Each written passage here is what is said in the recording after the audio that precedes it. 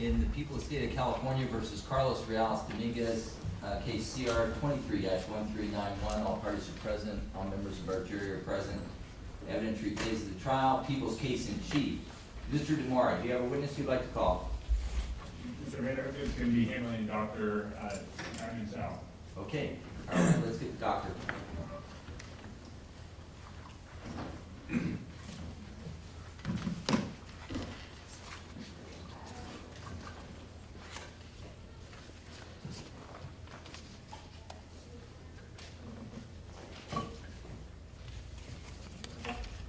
While we're waiting, we are going to go dark early on Friday at 3 o'clock.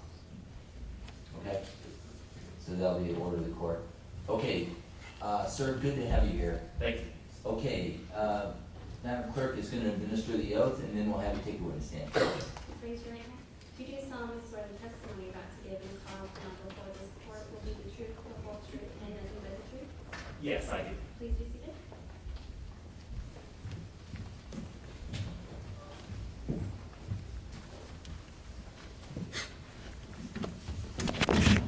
Please state your first and last name and spell them both. Yes, my name is Jimin Zhou. First name Jiemin, last name Z as in zebra, Hou. Okay, thank you. All right, so Mr. Vanderhook, direct exam. Thank you, Your Honor. Good afternoon, sir. Good afternoon. What's your job My job title is forensic pathologist. and where do you work? I'm an independent contractor, and I contract for different offices around Northern California, such as Yolo County, Solano County, Butte County, Santa Cruz County. Also, I fly to the state of Maryland and perform autopsies there as well.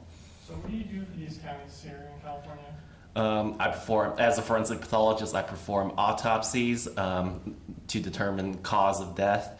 I also write up reports about my findings, and I also provide testimony. So what's the difference between someone who's a forensic pathologist like yourself and someone who's a coroner? Right, so a forensic pathologist is a physician trained in the field of forensic pathology, and we're medical doctors, and we perform the actual autopsy to determine the cause of death. The coroner is more relevant for the investigation of the overall findings, and in the county of Yolo County, the coroner also would determine the manner of death. All right, so who's the person who's actually in the autopsy room doing the autopsy? Me. And so I want to talk to you about your qualifications to be a forensic pathologist. Sure. You have an undergraduate degree. Yes, that is correct. When did you get your degree and what is it in? Yes, I graduated from the University of California, Los Angeles, or otherwise known as UCLA, in ecology, evolutionary biology. I graduated in the year 2013. Did you attend any schools after that? Yes, I went to medical school at the Howard University College of Medicine, located in the District of Columbia. I received my medical doctorate degree in the year 2017. And did you complete a residency? Yes, I did. After medical school, I went to Howard University Hospital, and I completed my residency training in anatomic and clinical pathology in the year 2021. So after you completed your residency, where did you work? So after that, I received additional training, which is called fellowship training, which is subspecialty training in pathology, and I subspecialized in the field of forensic pathology at the Office of the Chief Medical Examiner's Office located in Baltimore. So for your current job as contracting forensic pathologist, how long have you been doing that job? Approximately 3 years. And were you working as a forensic pathologist back in 2023? Yes. So let me ask you a few questions about your expertise in the area of forensic pathology. You said you went to medical school and you completed this fellowship. What exactly is the relationship between the fellowship that you did and forensic pathology? Right. So going back, so after undergrad, I went to medical school, and in medical school you received a medical doctor degree. In the United States, the vast majority of individuals who receive their medical doctor degree go and complete additional training, which is residency training. For me, it was anatomic and clinical pathology, and then afterwards, you kind of subdivide into even more specialized branch, which is forensic pathology, and that is the fellowship training. Okay, I want to talk to you about what kind of actual real-world experience you have in conducting forensic pathology. While you were in your medical training, what kind of hands-on experience did you have in conducting forensic pathology? Yes, so especially during my fellowship training at the Office of Chief Medical Examiners in Baltimore, I performed approximately a little under 250 cases under supervision of the medical examiners there. Approximately 80 to 90 of them were homicides. And so, since you finished your residency and you finished your fellowship, how many instances have you had where you conducted autopsies? I don't track the exact number, but I've performed at least over 1,000. And have you ever testified in court before in your role as a forensic pathologist? Yes, I have. I'm qualified in here, the Yolo County Superior Court, Solano County Superior Court, and the Baltimore City Circuit Court.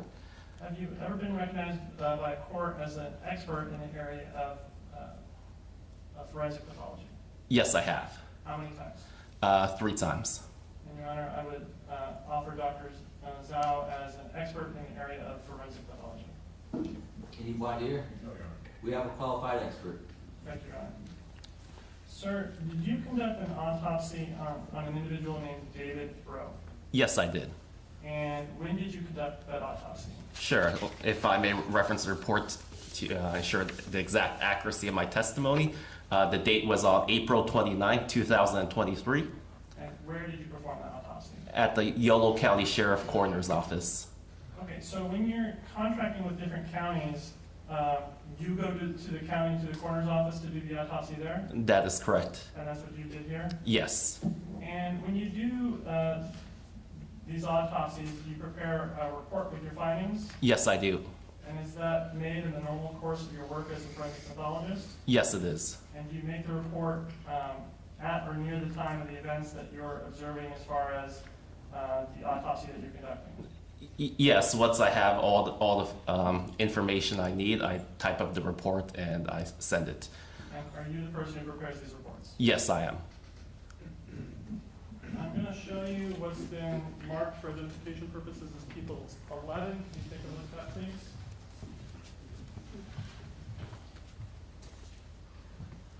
Do you recognize what People's 11 is?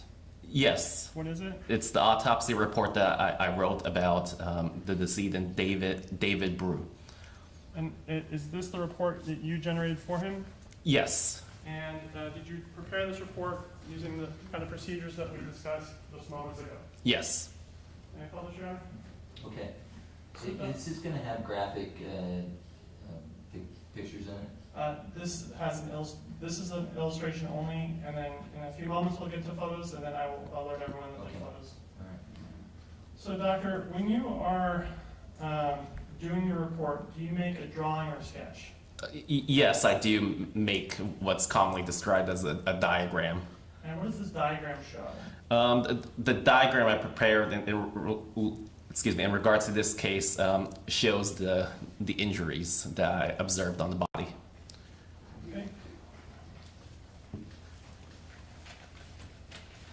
So I'm turning to page 8 of the report.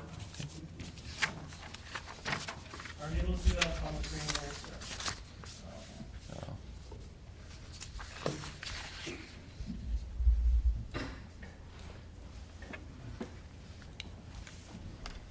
Are you able to see that, sir?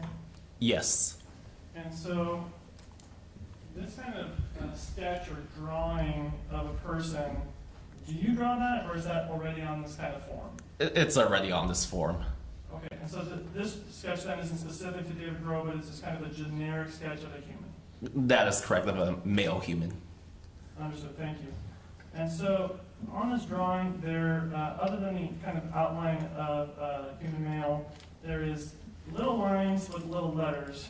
Can you explain what those are for me? Right. So they more or less describe the location of injuries identified on the body, and the little letters that match after it refer in the subprint of the report, the bullet points. Okay. So when you were examining the body of David Rowe, did you find physical injuries on him? Yes, I did. And what kind of injuries did you find? There were 31 sharp force injuries that I identified. What is a sharp force injury?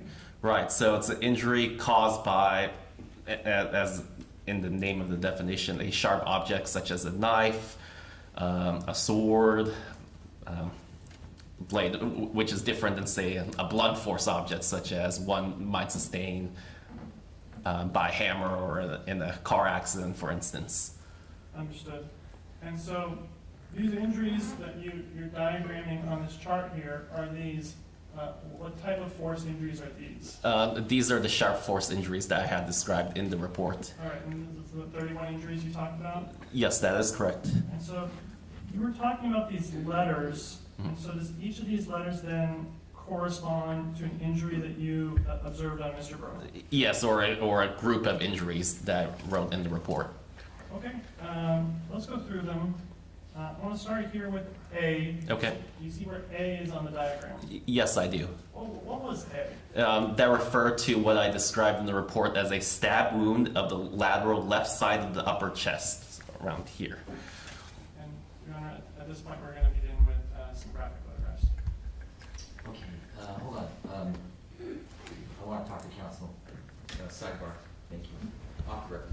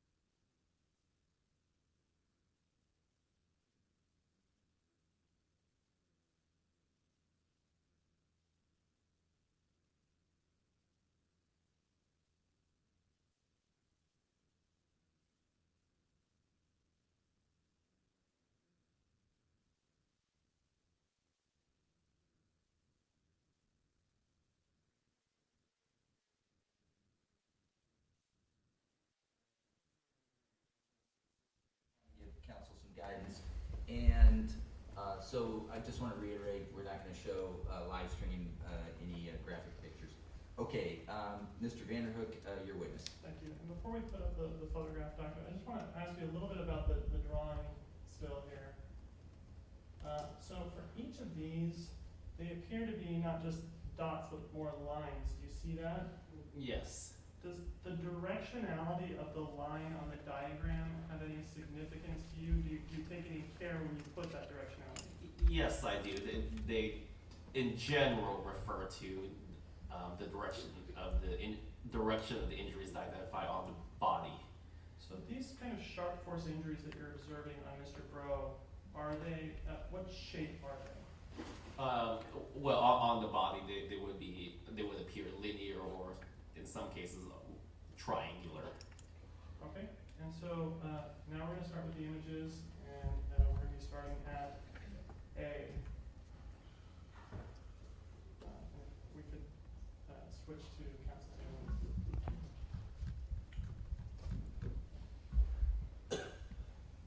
So doctor, for each of these injuries, we're just only going to cover a little bit of information on each one. I would just kind of like to know, I would like to know if the injury orientation on the diagram that's reflecting the orientation is correct. And then I would like to know the approximate width of the injury and the depth of the injury. Sure. And so we can start with this A, and can you point out which one is, oh, sorry. Hold on just a second.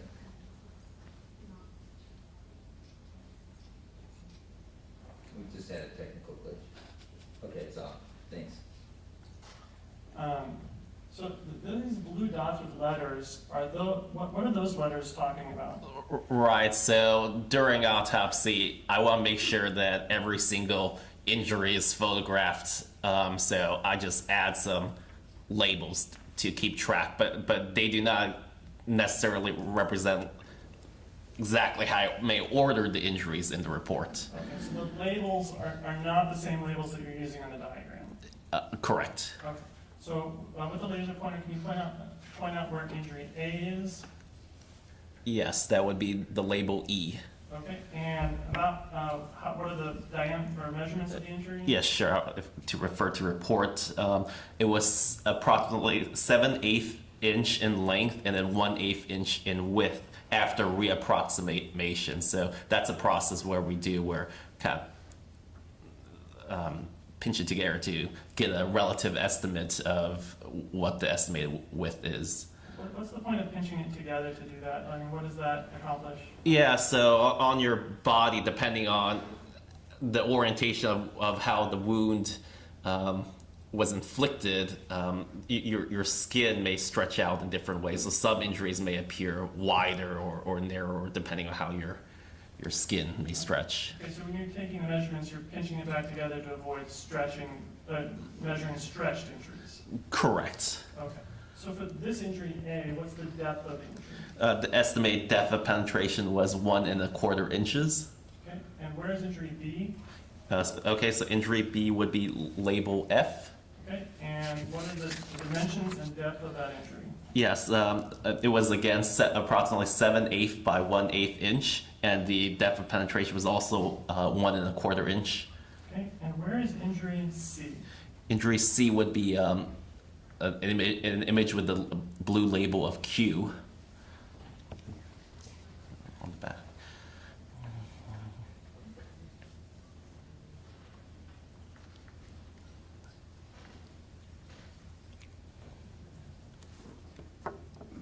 All right, so up on the screen now, can you see injury C? It may be because of the glare, but visually for me, I can't see a label Q. Okay, based on your sketch of Mr. Burrow and knowing where injury C is on the sketch, can you tell where injury C is? I believe this is the label Q. Or, sorry, this is Q. All right, thank you. And so for Q, or as it is in your chart, injury C, what are the dimensions and the depth of that injury? 1½ by 1/8 inches. And what is the depth? The depth was superficial. Okay, and then for injury D, where was that? D was label R, so it would be these two. Okay, so D is actually two different injuries? Correct, I had grouped them together in the report. Okay, so for those two injuries, can you just give me the dimensions and depth of each of those injuries? Yes, approximately 1 inch by 1/8 inch with a maximum depth of approximately 1 inch. All right, so we've talked a couple times now about depth of injuries. How is it that you're even able to determine the depth of an injury? Right, so I take an object such as a rod and then simply I stick it in and see how far it goes, and then I compare it to I match it to a ruler. Okay, and then, so we just talked about the two stab wounds that were D. Where is E? E would be the label P, so I believe P is right here. Okay, and what are the dimensions and depth of that injury? It was 1/8 of an inch by 1/16 of an inch, Okay. and the depth was 1 3/4 of an inch. And then for injury F, where was that? Injury F was the group of injuries that I had labeled with P. Let me see. P. It's hard to see if P is on this image. Or sorry, S, T, and U. I apologize. So it would be S, T, and it's upside down, but Okay, Yeah. so these injuries labeled S, T, and U, how many total injuries are they on Mr. Rowe's body? 4. Okay, and for each of those, can you give me the dimensions of the injury and the depth? Yes, they were, in terms of length, they range from 1 to 1.5 inches, width approximately 1/8 of an inch, and the depth of penetration up to 3.5 inches. And so, moving on to injury G, where was that? You clarify that S, T, and U, the labels, or S, T, and U for the chart?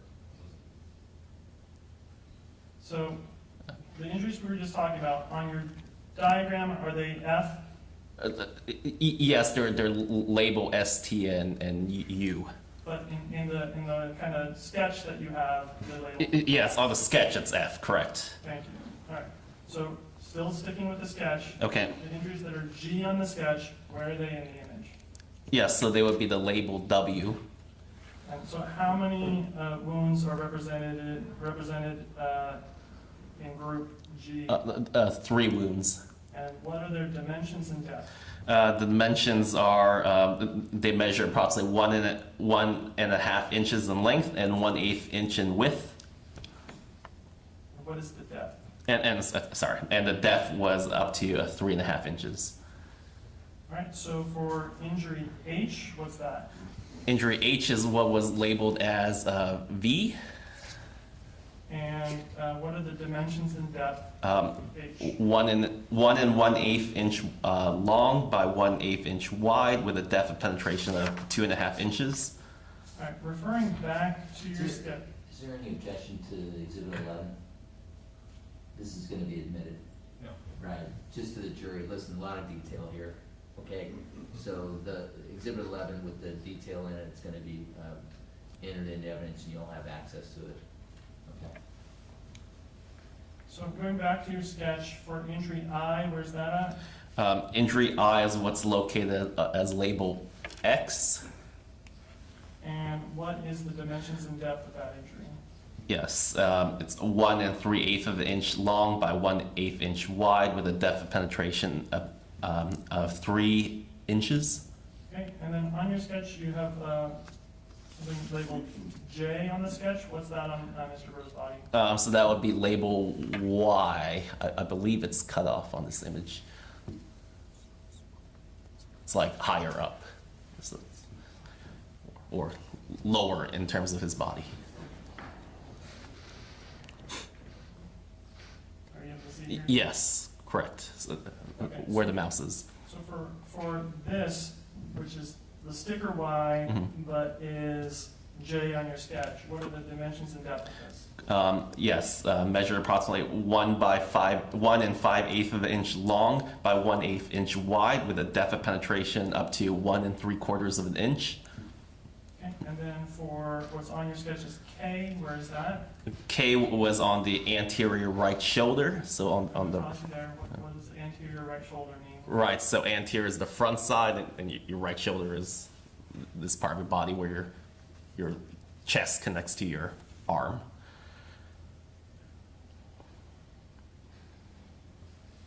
And so is it visible in this photograph?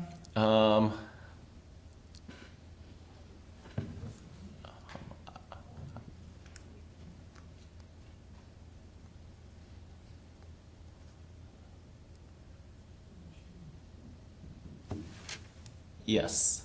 Okay, and so this is photo 6619. Where in the photograph is it? I'll point that out again, right here. Okay, and what, for this, what is the, how many wounds are we talking about? 2, and they measured 1 1/4 inch long by 1/8 inch wide with a depth of penetration up to 3 1/4 inches. Okay, and then for what's on your chart as L, where is that on Mr. Grove's body? Right, so it would be on the lateral right arm. I don't know if you have an image with all of the labels. And so, what is lateral right arm? Yeah, so your right arm is here, where it extends from your shoulder to your elbow, and then the lateral. If we imagine a human in what we call anatomic position, which is how I'm describing myself right now, with your palms facing outwards, the lateral would be the side facing outwards. Okay, can you see it in this photograph?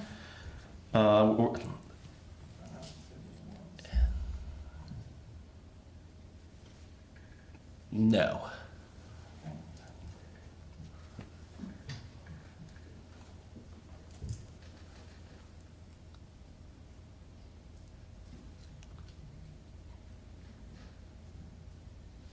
Okay, we'll proceed without a photograph on that one. Okay, sure. Where on the body is it?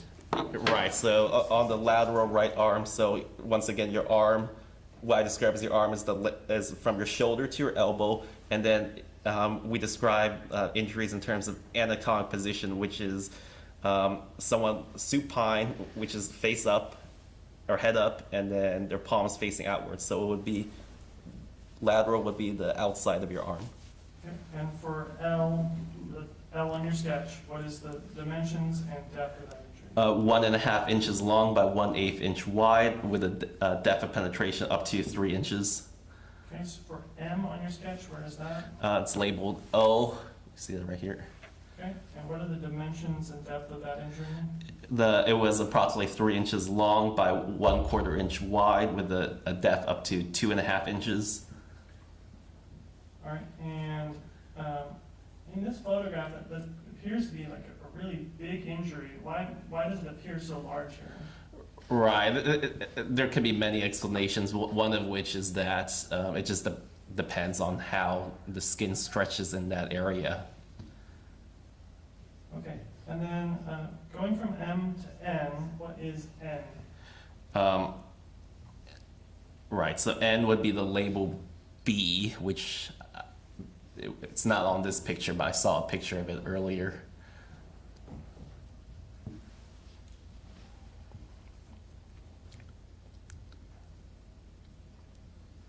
All right, how many injuries are we talking about when we're talking about N? There were approximately 3, and they range from 1/2 inch to 1 1/4 inch in length and 1/8 inch in width, and with a depth of 2 1/4 inches. All right, and Right there. I have image 6629 on the screen. Are you able to see that? Yes, Do you see the injuries? yes, I will highlight. And so are they the ones with the sticker B? That is correct. So they're on your chart, they're N. Correct. Okay. And what is the dimensions and depth for these injuries? Right, so it's 1/2 to 1 1/4 inch long by 1/8 inch wide, with a depth of 2 1/4 inches. All right, so then we're going to move on to O Okay. on your sketch. Where is O?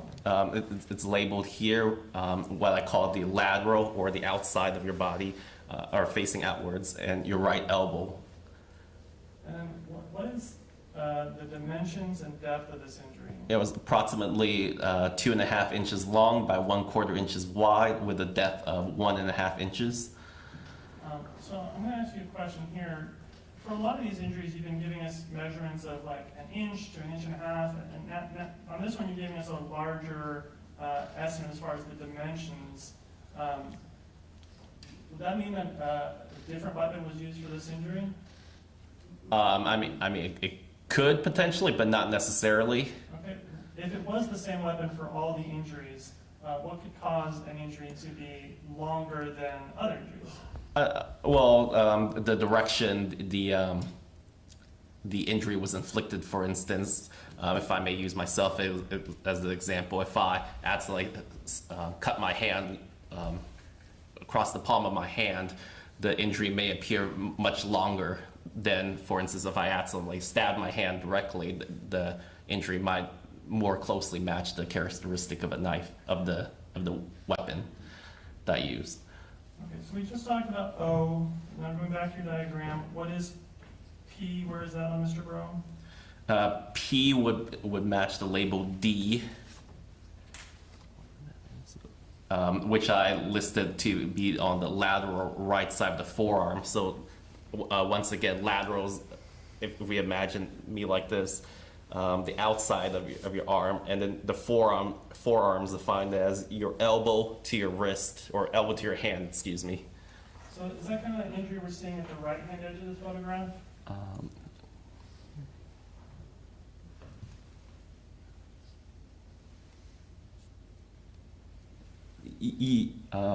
Yes, I believe so. Okay, for that injury, what are the dimensions and depth? 1.5 inches long by 1/2 inch wide and 1/8 inch in depth. Okay, and going back to your sketch, what is Q? Q is what I described as a through and through stab wound on the right hand. So what does that mean, through and through?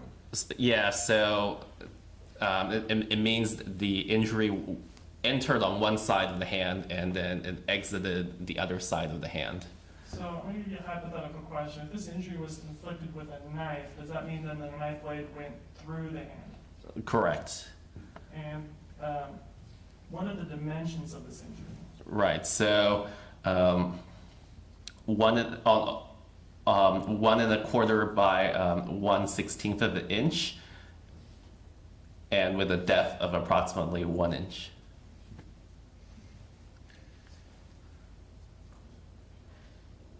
Okay. And so image 6655 is on the screen. Are you able to see that? Yes. Does that show the image? Yes. Okay. And we're going to bring up another image here. This is 6658. Are you able to see that, sir? Yes. Is that same injury? Correct. So from this injury, we have injuries that are on the front, or on the palm of the hand, and then on the back of the hand. Right. Of the two, which is larger in length?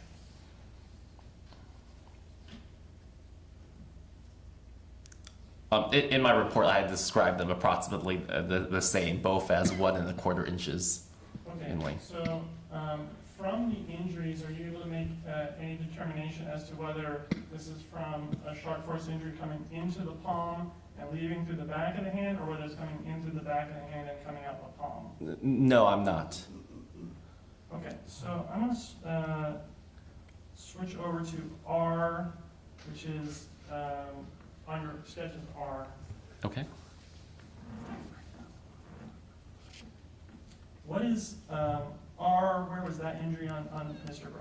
Okay, so it's not on this image, but I described it as a stab wound of the medial left arm. So going back, if the outside facing outwards is called lateral, then facing inside is called medial, and then once again your left arm is defined as from your shoulder to your elbow. All right, so are you able to see it on this image?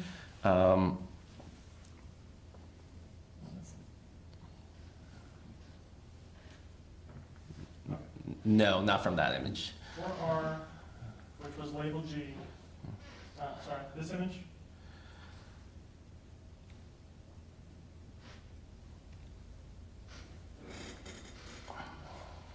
Or is this image, can you show us about where it was on this? Right, it was approximately around here. On the, can you use the laser pointer and kind of point us on this? Right.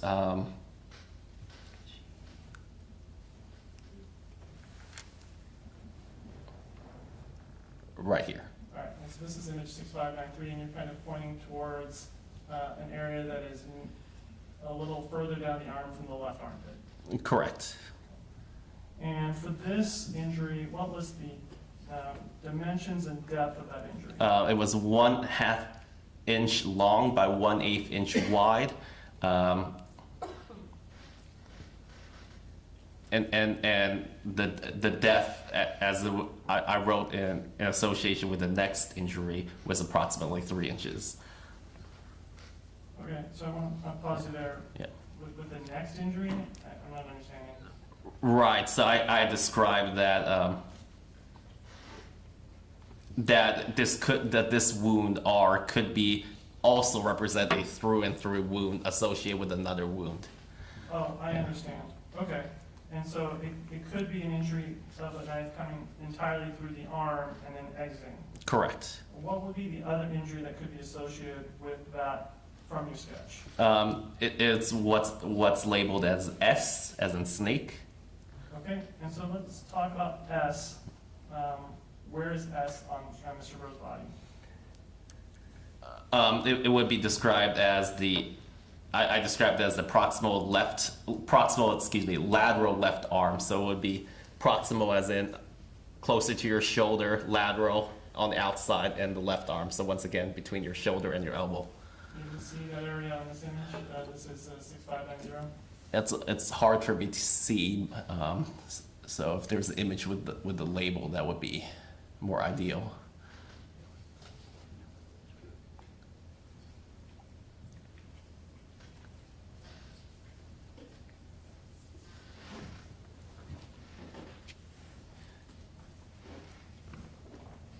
All right, are you able to see it here? Oh yeah, H on the image, so on the blue label, so yes. Okay, so just kind of on the very edge of the screen here. Correct. All right, I want to go a little bit further down the arm. This is image 6645. We're going to leave this image up. For T, where was that located on Mr. Rowe's body? It's located here. Can you point it out one more time? Oh yeah, here. And it's the one next to the label with the letter I. Correct. And what is the dimensions and depth of that injury? 1 1/4 inch long by 1/8 inch wide, with a depth of up to 1 3/4 inches. And then for U on your sketch, where is that on Mr. Burrell? U is right here, what's labeled as J. And then what is the dimensions and depth of that injury? Right, the length was 2 1/4 inches by 1/8 inch wide, with a depth of 1 1/2 inches. And then what is injury V on your sketch? Right, so that would be, it's not shown here, but it would be on the anterior left forearm. So anterior meaning, if you imagine, once again, the palms upwards, this side of your forearm pointing upwards, and then, pointing outwards, and then the left forearm, which is from your elbow to your hand, so right here. And so what is the dimensions and depth of that? Right, so the length was 3/4 of an inch, the width was 1/8 of an inch, and the depth was 3 inches.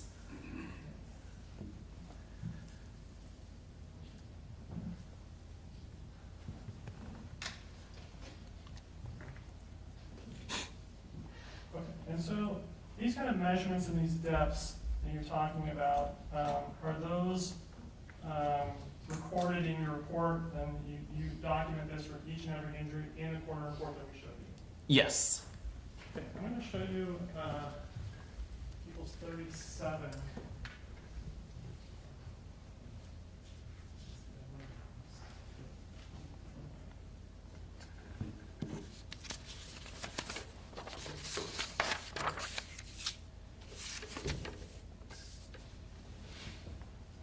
So behind me with the marked for identification purposes is People's 37. It is a knife. It's been dulled down so that we don't cut ourselves. Okay. And it's just an exemplar knife. If you could take a look at that for me, please. I'm going to give you a hypothetical situation here. In this hypothetical, the weapon being used is a knife that is the exact same make, model, and size as People's 37, the exemplar knife you've seen in front of you, okay? Okay. Given that information and the knowledge that you have about Mr. Bro's injuries, are Mr. Bro's injuries consistent with being inflicted by a weapon such as that? Yes. And so, I want to talk with you briefly about the positioning of Mr. Bro and how his injuries can inform us as to what was going on with his positioning at the time of his attacks. And let me pull up a photograph.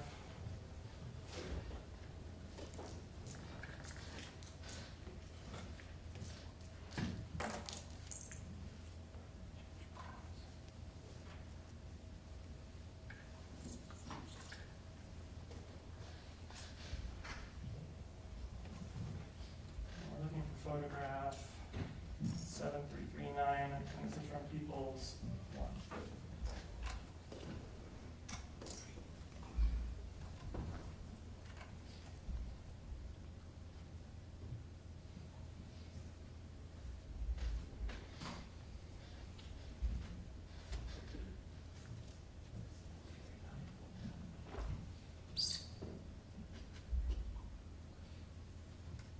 So I'm showing you People's 7339.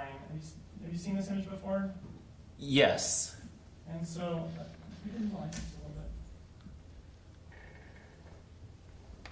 So I'm going to give you some hypothetical questions regarding this situation, okay? For this hypothetical, I want you to assume that the person in the photograph is Mr. Bro, and he's sitting there on that park bench deceased. Okay. Based on your training experience and your knowledge of the injuries to Mr. Bro, is it likely that Mr. Bro was in this position at the time that he sustained his injuries? What you're to clarify, what you're describing as seated in the.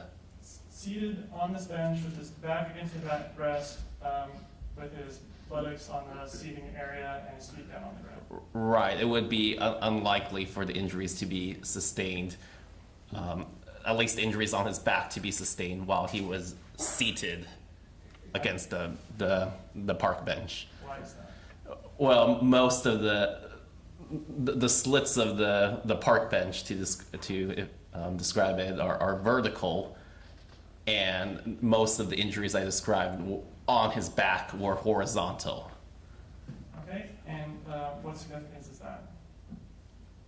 I mean, it would be unlikely for the knife, for someone to use this knife to go horizontally through the slits of the park bench. Because it's a metal park bench. Correct. So I'm going to ask about a different positioning and ask you about some hypothetical questions about that. So for this, I want you to assume that Mr. Bro is sleeping on the park bench, Okay. that he is sleeping on the left side of his body, Okay. and that his head is on that backpack scarf area, kind of using it as a pillow, with his feet out towards the other end of the park bench. Okay. Are Mr. Bro's injuries consistent with someone who's lying down in that position based on his injuries? Is that a possible scenario? Yes, the injuries described on the back. Okay. Yeah. Can you elaborate why you qualify that with the back?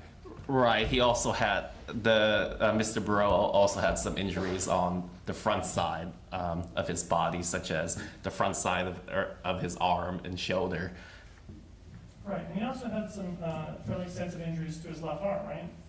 That is correct. And so if he's sleeping on his left side and his left arm is tucked under him, is it likely that he's being stabbed and his left arm while it's tucked under him?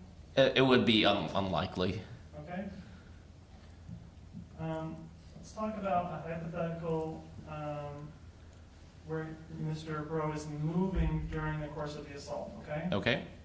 Would his injuries be consistent with starting in the position that I just described, where he's sleeping on the bench on his left side with his head on the backpack as if it's a pillow, and receiving his back injuries while he's on his side, and then during the course of him being assaulted, he turns and tries to defend himself with his arms.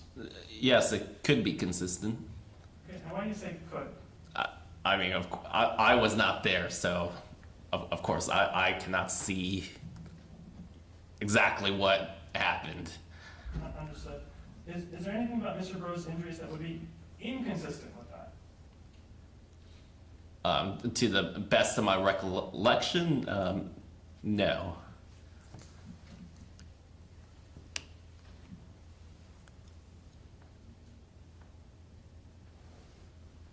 Okay. For this hypothetical, I want you to, again, assume Mr. Bro is sleeping on his left side on the bench, using the backpack as a pillow, laid on the bench. If that is true as the starting position, then what is the most, and he's in that position when he's being attacked, what is the most likely scenario for how he ends up in this seating position?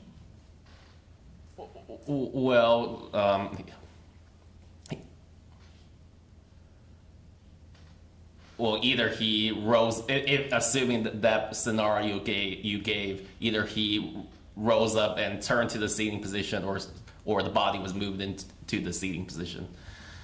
Okay, so I'm going to take the same hypothetical, I'm just going to add one more movement piece to it, okay?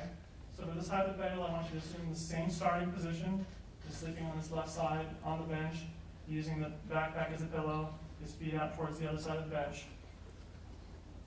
Are his, and then I'm going to describe a sequence of events and ask you if that would be consistent with his injuries, or whether his injuries would be in line with that, okay?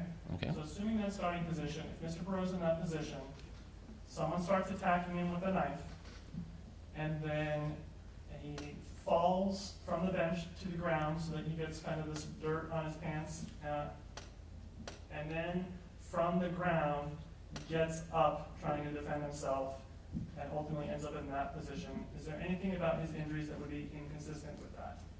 No. And would his injuries be consistent with that? It could be. Why do you say it could be? Because, of course, I wasn't there, so I don't know the exact sequence of events that may or may not have happened.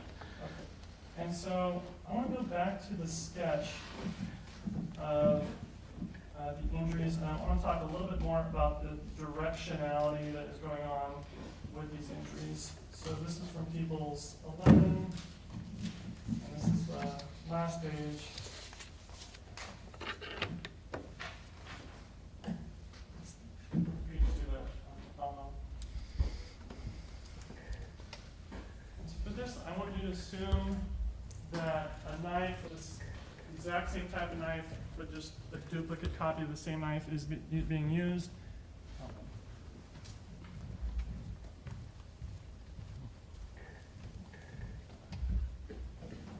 Turn the lights back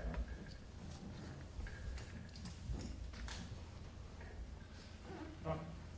And so on this image, we have a lot of the lines are kind of horizontal on the image. What is, if we were to assume that that knife, that same make model knife is the knife used to kill David Bro, what does the directionality of these tell you about the direction or the orientation of the knife as it was being used on Mr. Bro? Well, at least when they enter the skin, the wounds, the knife was horizontal to the body. And so, for this hypothetical, I want you to assume a standing person, okay? So someone who's standing. Okay. Does that then mean that the knife is, for a standing person, that the knife would be oriented so it's flat towards the ground or on its edge? Right. To clarify, assuming a standing person, that would mean that, in reference to these wounds on the back, that the knife would be in this position horizontal. Okay, and so I'm going to change the hypothetical, and I want you to assume that it's someone who's on their left-hand side. Which position, orientation, and they're kind of sleeping on a bench, which orientation would the knife be in as it's entering their body? Right, assuming that hypothetical, then the knife would be vertical. Okay, thank you.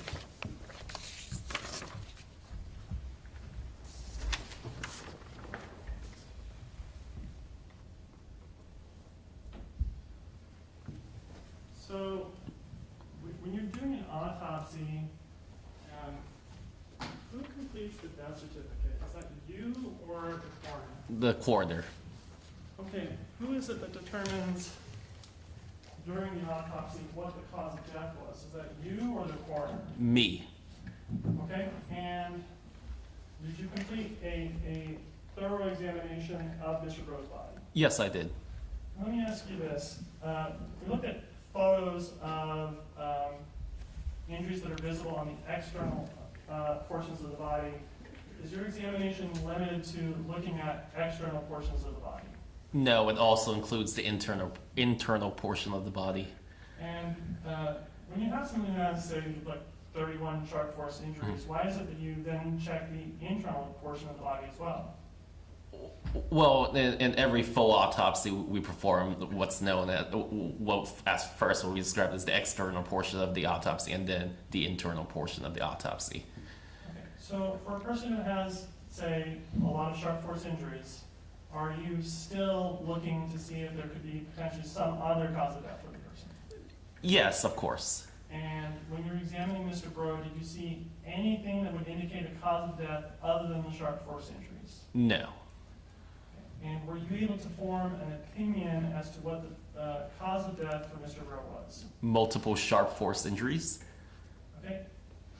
And I don't have the usual questions. All right, thank you, Mr. Vanderhook. Mr. Hutchinson, any cross? Okay, all right. And Doctor, how do you pronounce your last name? Zoe, Zoe. Dr. Zoe, I appreciate your time. thank you so much. Yeah, have a great day. Thank you. Great day, thank you.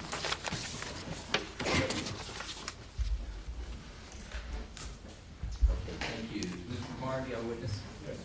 We will call Kimberly Gillard. Okay. Get this, Gillard.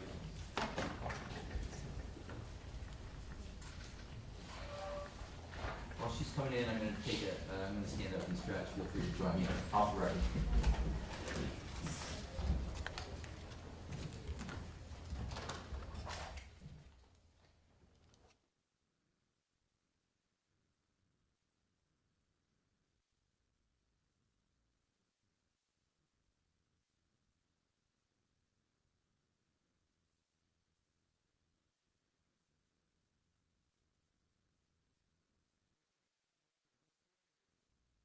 Good afternoon. Come on in and stand here at the podium.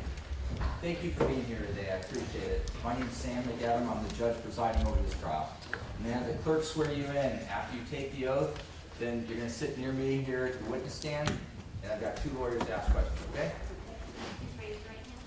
You do solemnly swear that the testimony you're about to give in the trial now before this court will be the truth, the whole truth, and nothing but the truth. Please be seated.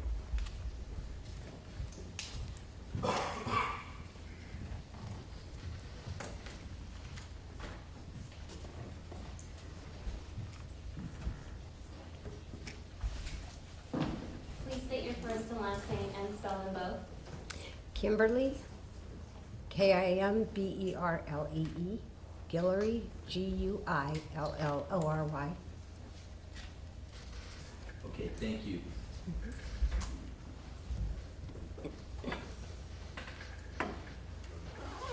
Sorry, we're just meeting for now. Okay, that's fine, please.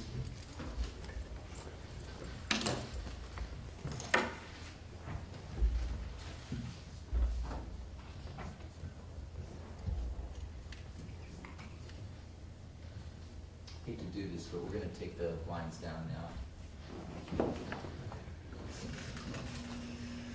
Okay, so, Mr. Demora, this is direct examination.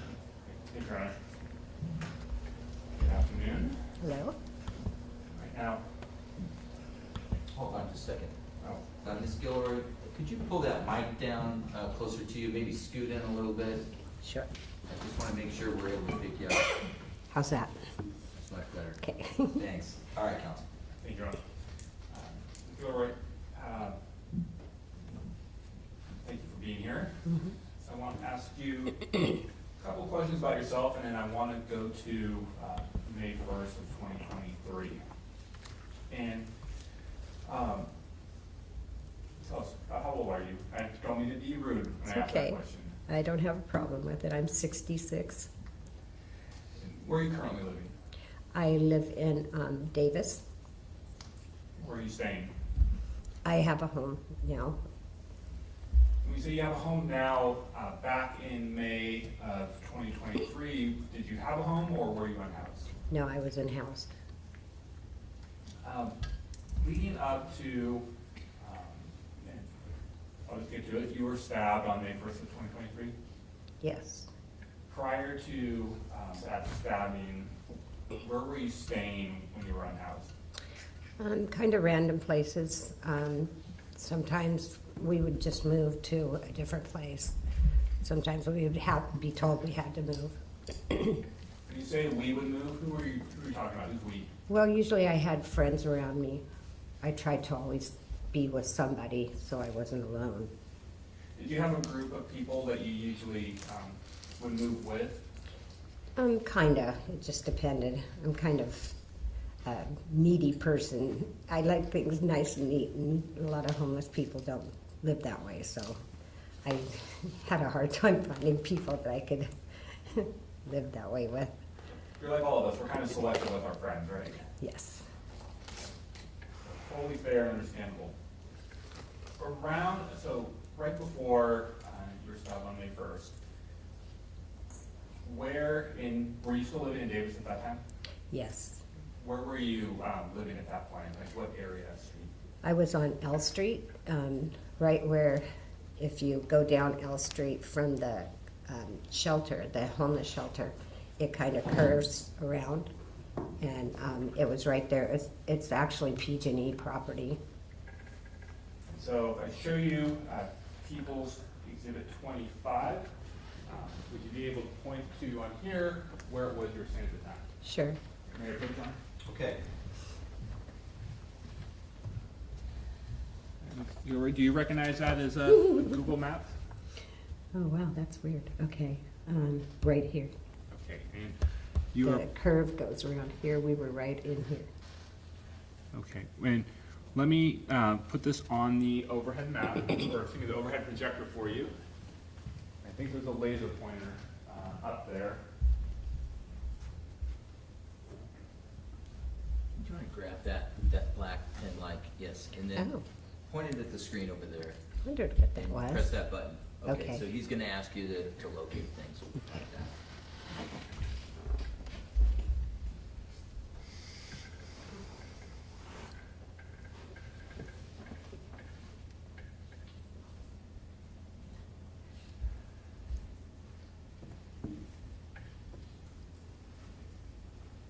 Okay. Let's see. That's So, if you could without laser pointer, where were you? Oh, there. That's L Street right there. Okay, so it was down about this, down here on this side. Were you staying on? I believe, unless it might have been right here. I'm backwards. That's where it's at. 'Cause that's where the road goes. Let me just reference you for a second. The railroad tracks are on the bottom of the screen. Does that help you? Yes. Okay, So that's where it was. It was right in here.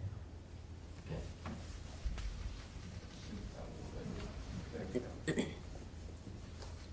Right, and about how long have you been living in that area? We had only been there a couple days. Where were you staying beforehand?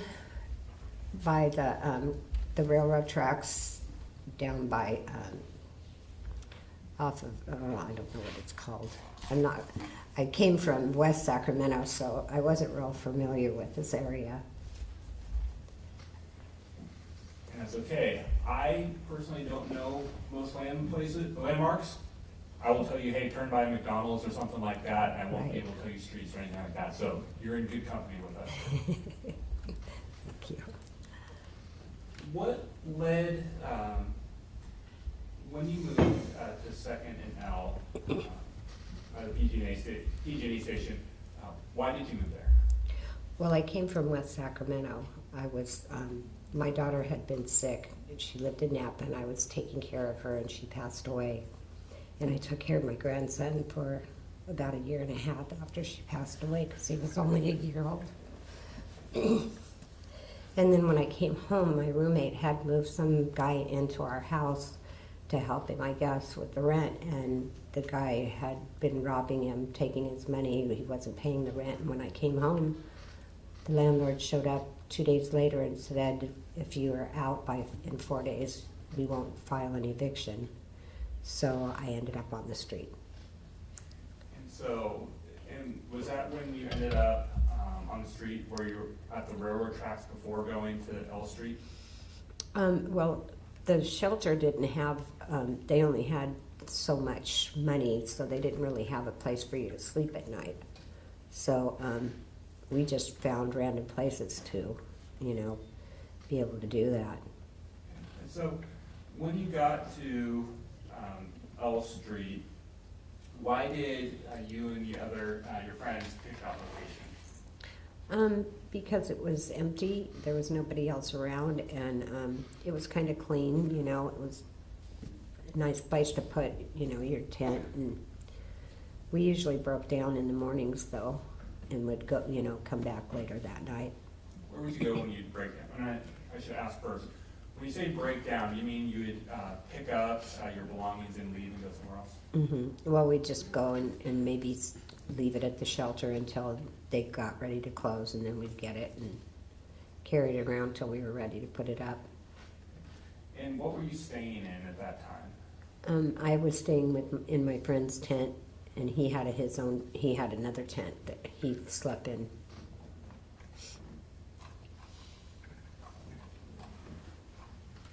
I'll show you an image from People's Exhibit 24.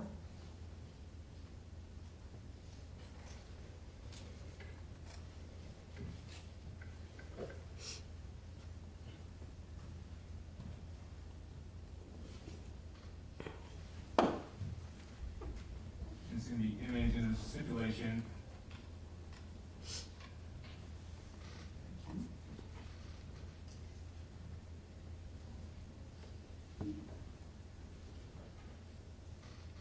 Now, if you were showing you image 749.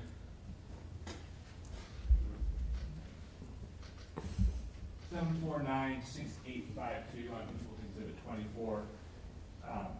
Is this the area on L Street that you were staying? It looks like it, yes. And is that your tent? I don't think so, because I didn't have that thing next to me.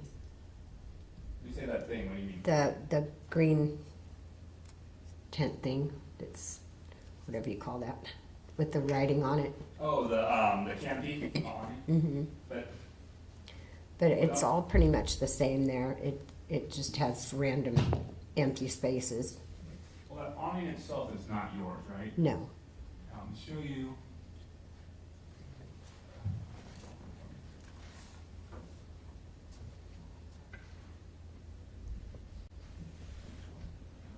That doesn't look like the right place. Oh, that does now.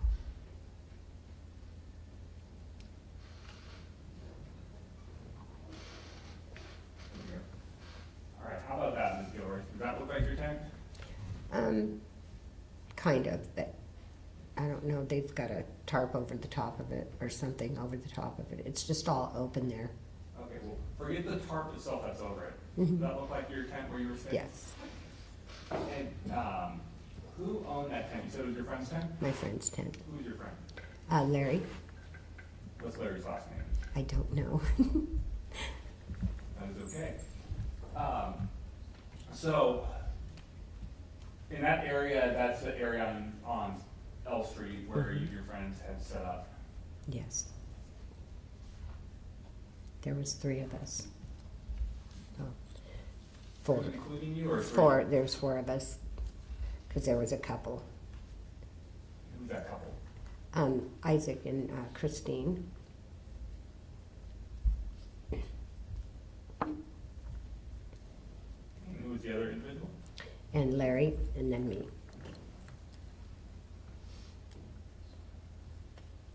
Do you know Mr. Osorio?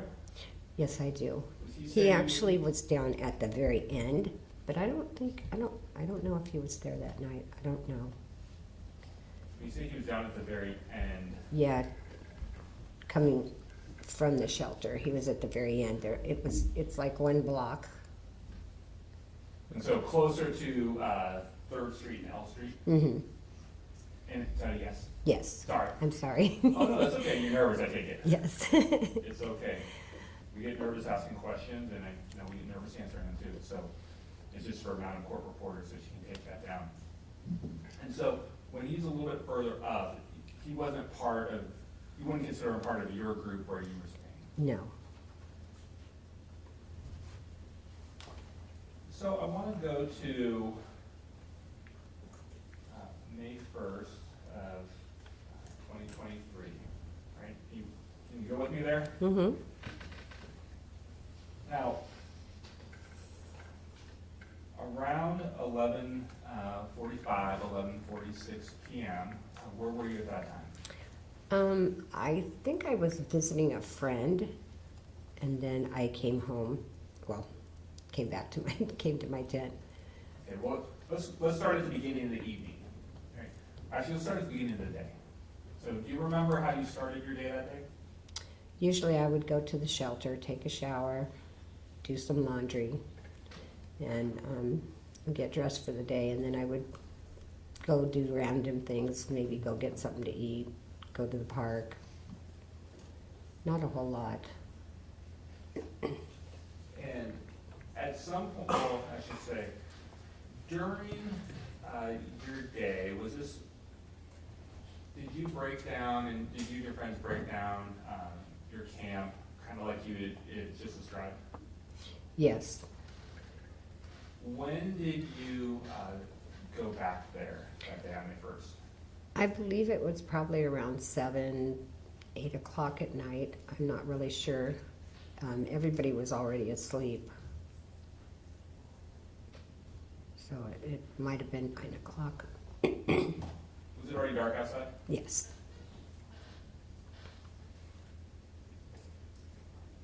I think. At some point, when you got back there, did you leave to go to In-N-Out Burger or get food? No. Not that night. I don't think. When you got back, did you stay, actually, I should say, when you got back, what did you do? I went into my tent and I just sat down, and I had my phone, so I was looking at my phone. I had my back up against the side of the tent. Everybody else was already asleep.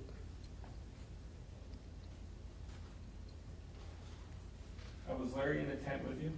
No, he was in his own tent, right next to me though. Real close.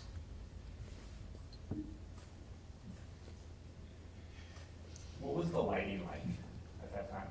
It was pretty dark. Did you have, in the encounter, did you have lights, like light sources, like lamps or anything like that? I don't think so, not then, not at that time, because we had just started staying there, so, and Larry, that was actually his tent, he let me use it, and he had another one that he was using. And no, I was in the dark in my tent. Except for my, Stop right there and let's talk about this tent a little bit. The tent itself, did it appear to be in good condition? I guess it was okay, yeah. Okay, and It seemed like it was fairly new. Did it have any like cuts or holes or anything in it? No.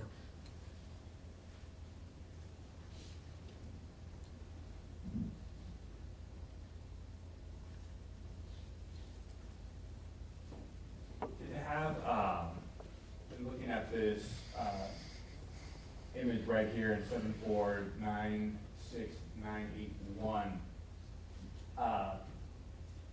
Looking at this, how did you get into the tent? Meaning, like, where was the opening? That was, it was sitting just like that, basically, but the opening was on the other side. And when you say the other side, if you It was use the actually laser kind of pointer- on this side. Right, how about with the laser pointer, if you can point to which side? Oh, I'm it's on? sorry. It's okay. Okay, right there was the back of it. And then right here on this side was the opening for to go in. That wasn't there. Okay, so let me ask you, when you say the opening to get in, are you pointing to the side where that string is? Yeah, there was a door right there. And then when you say that wasn't there, what were you referring to? Oh, the opening right there, it was over on the side.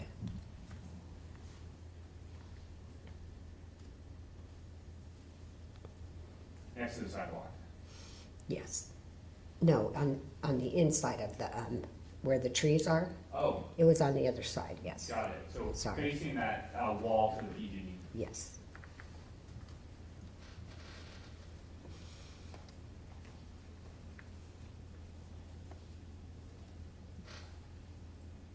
So when you're sitting in your tent, did you have, when you say you were on your phone, did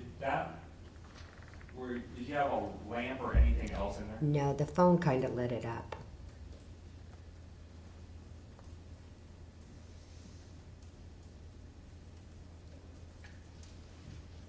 Right, if you can, let me see. Switch images quickly.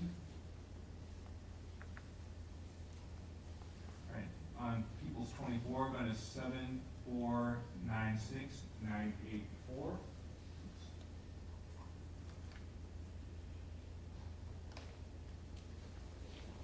Okay, so we're looking at, is this different angle, same tent? Mm-hmm. Can you tell us, in looking at this, where you were sitting in your tent? I was sitting in the back of it. And the door was on the side.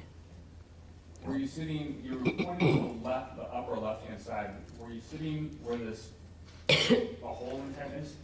Okay, no, yes, that's where I was sitting, that was all solid. And around this way was the door.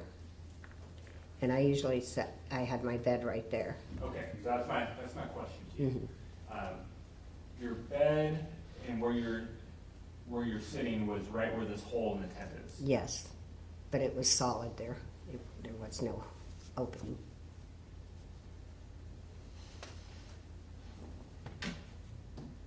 Now, when you were sitting there, was your back up against the fabric? Yes, Did it you feel was. the fabric against you? Mm-hmm. Is that a yes? Yes.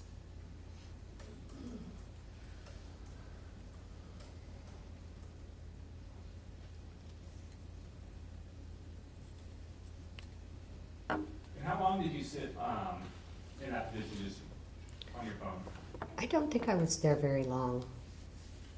Maybe 15 minutes.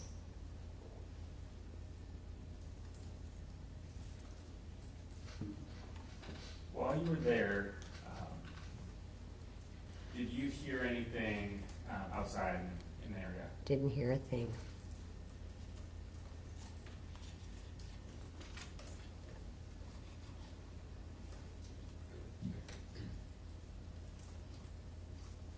When you had gotten back to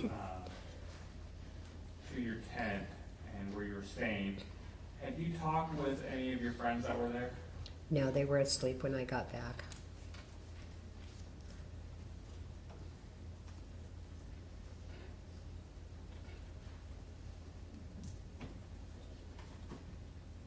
When you were there, or when you got back there and when you were sitting in your tent, was it raining at the time or was it not raining?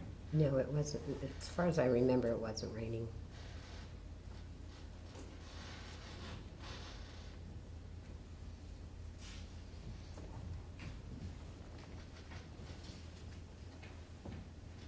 Right, so, go right, as you're sitting there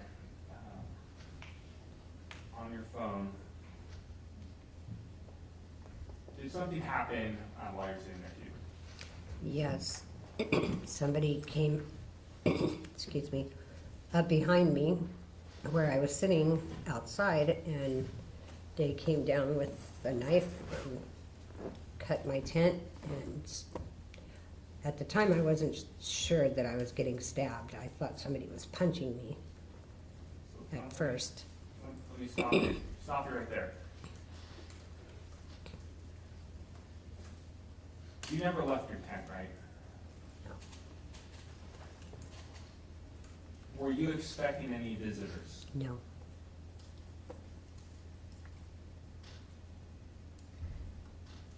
Were you still seated on the ground?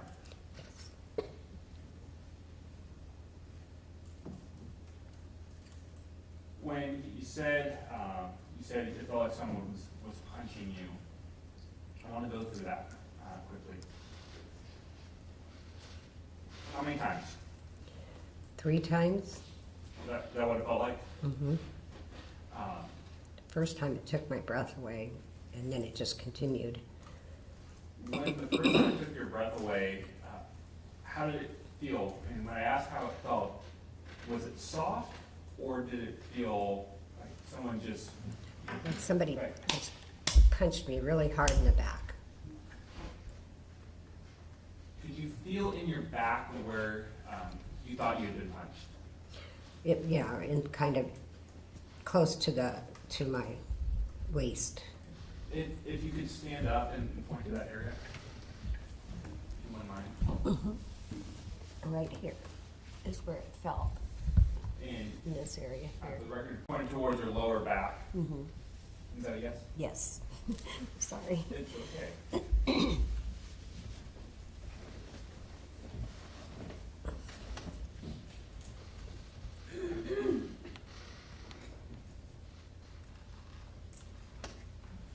Alright, so you get hit the first time.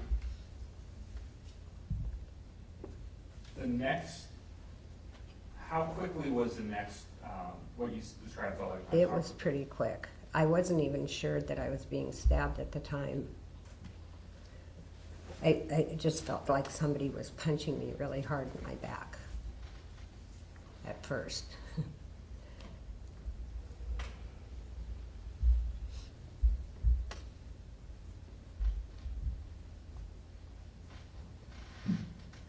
Did it immediately hurt?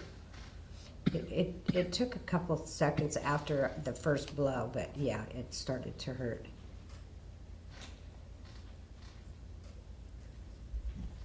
How did you react?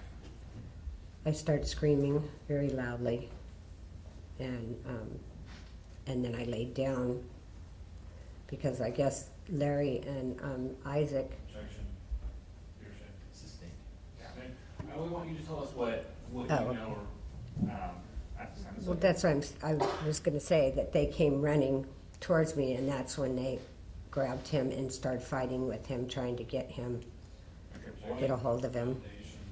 Sustained. yeah, we're gonna go, oh, sorry. I'm sorry, just a moment. The objection is sustained and the answer is stricken. We're gonna go through a series of questions on this. Okay. And if I cut you off, I'm not trying to be rude. I No, just- it's okay. Let's have a follow-up question to that. Okay, so you start screaming loudly. If you could describe for us, were you screaming like words, or were you screaming just? I was screaming help.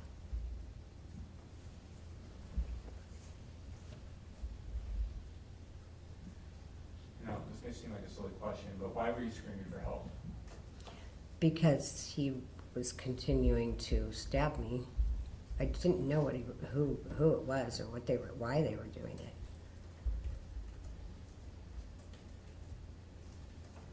As soon as you screamed, you mentioned that you lay down. Did you lay down? Let me ask you, why did you lay down? Because I was hurting inside.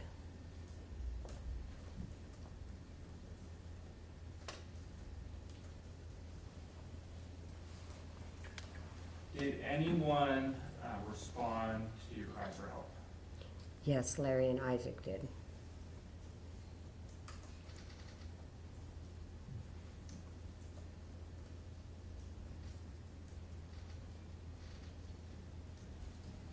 Gilroy, were you able to see, did the person who did this to you, did they ever come inside your tent?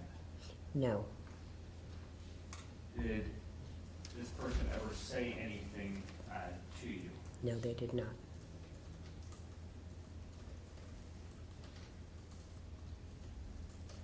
As you were laying there, could you hear what was going on outside your tent? I could see them.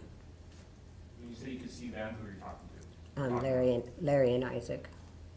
Could you see what they were doing? They were like wrestling with him. When you say him, who are you referring to? Mr. Dominguez. You just looked over and nodded at Mr. Dominguez. Do you recognize Mr. Dominguez? Yes, I do. Do you recognize Mr. Dominguez from May 1st, or do you recognize Mr. Dominguez from? From May 1st.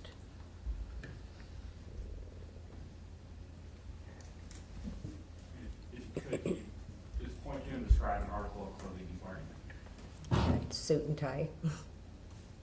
Well, can you give a little bit of description? 'Cause A black suit. he's off to my left. Yes. Now, Ms. Gilroy, when you were watching this, have you realized that something had happened to you that was more than a punch? Not until after they were done. He somehow got away from them and took off running. And Foundation, personal knowledge. Lay a foundation for it, certainly. When did you figure out that what had happened to you was more than a punch? I stood up after he had took off, and I turned around, and Isaac said, "Oh my God, you're bleeding." And then all of a sudden I felt blood just gush out of my back, the back of me. And that's when it really started to hurt. So I was pretty much laying on the floor when the ambulance showed up. Did the pain increase at that point? Yes.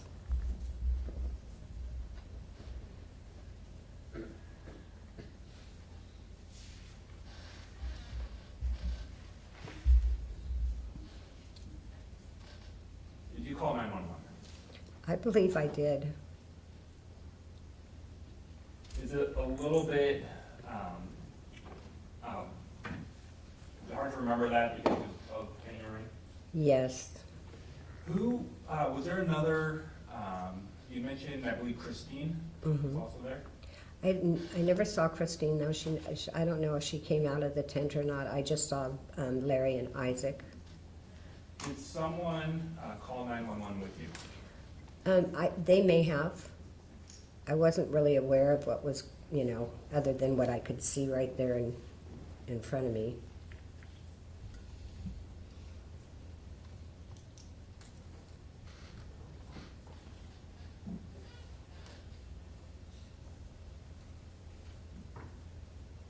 Did you ever lose consciousness or anything like that? Yes, I did. After I actually dialed my daughter's number, and she answered the phone, and I said, "I've just been stabbed." And she goes, "Oh my God." And then the ambulance driver took the phone out of my hand. From that point, I must have lost consciousness because I don't even remember them putting me in the ambulance. I don't remember anything until waking up in the hospital.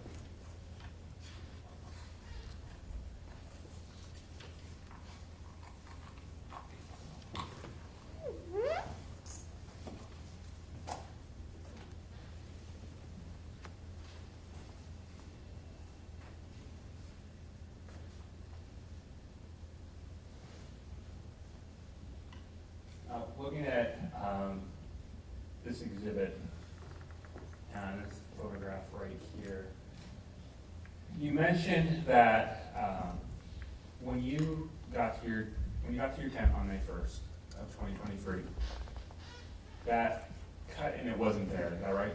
No. You know, did this happen because of the attack on you? Was that my tent? I don't remember what color it was, because I'd only been slept in it one night.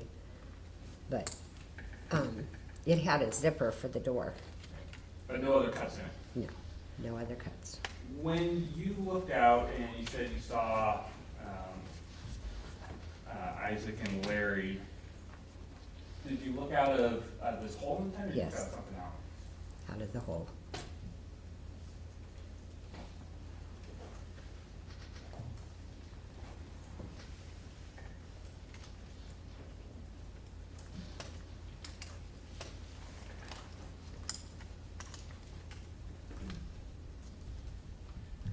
how long,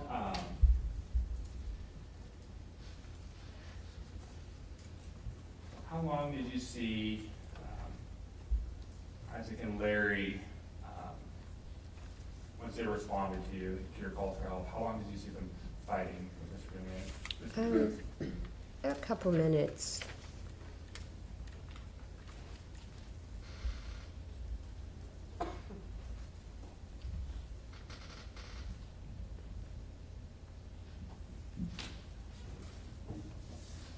Did it seem that long? Could have been a little bit less. It could have been a little less. Everything happened so quickly.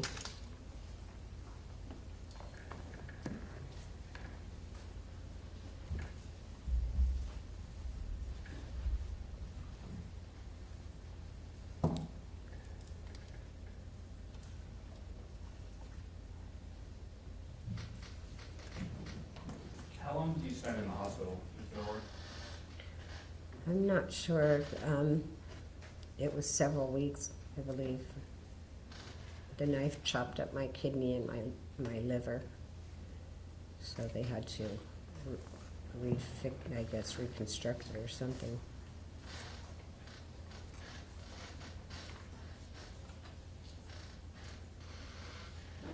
Did you have to have surgery? Yes. How many?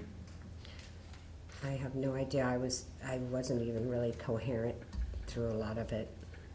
It wasn't until I came out of the anesthesia and everything. But it was pretty long. I think I was in there a few days. I mean, at least a week or two. And glad you're here today. How long did it take for you to recover? It took me about a month or two from the surgeries and everything. Let me stop you there. Ms. Gilroy, we're gonna take an afternoon break, okay? And so we've got a few more questions for you on the other side of the break, okay? Okay. So you're excused and you're free to step out. Okay. All right, thank you. Thank you. Ladies and gentlemen of the jury, then we'll take a 15-minute afternoon break. Do not research, do not form any opinions, do not discuss. And I'll see you on the other side, folks. Thank you. Off the record.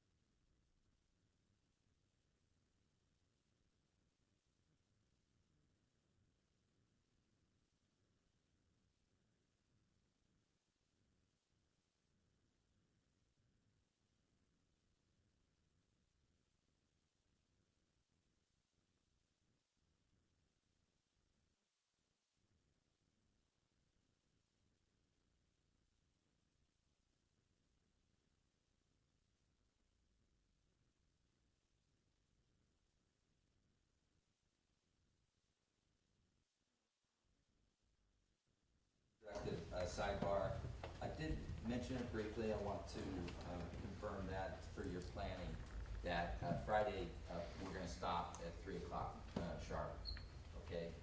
So, March 16th. oh, March 16th, not this Friday. Okay, thanks for clarifying that. So we're not stopping, but, listen, I'll give you a heads up on how we're doing. I still will look for an opportunity to maybe stop early on Friday. You know, it's been a long week and we still have ways to go, so I'm mindful of trying to find breaks for you. So, well, maybe, so March 16th, for sure, we're gonna stop at 3 o'clock. As far as this Friday goes, I'll try to let you know tomorrow, but, I will try to break. Is that May? May, yeah, thanks, Mr. Allen. Yeah, thanks. Yeah. So that's where we're at. Okay, listen, the other thing I was gonna share with you was, with respect to the alternates. I think I mentioned this, but I wanna be really clear, that, to the extent I need an alternate, I'm rolling a dice. So it'll be, a dice that has 6 numbers on it, there just so happens to be 6 of you. So that's the way it works. It can be really difficult, if you're an alternate and you're sitting in the 6th seat. And that's a hard proposition, so my way around that to keep everybody engaged was to make it random, and so we'll do that. If I hadn't mentioned that earlier, I wanted to. All right, so we have Ms. Hillary on the witness stand, and I want to thank her for her patience with the court. We have a few more questions for you. And we are with Mr. Demar on direct exam, so go ahead, counsel. Thank you, Your Honor. And Ms. Gilroy, just to make sure I clarify this, the campsite where you're staying, that was in the city of Davis, correct? Yes. And Yolo County? Yes. So I want to ask you, when we're talking about who stabbed you and the injuries you got from that, afterwards, did you watch the news and news reports on the investigation? No, I did not. Did you ever see pictures of Ms. Aureoles Dominguez in the news or anything like that? No.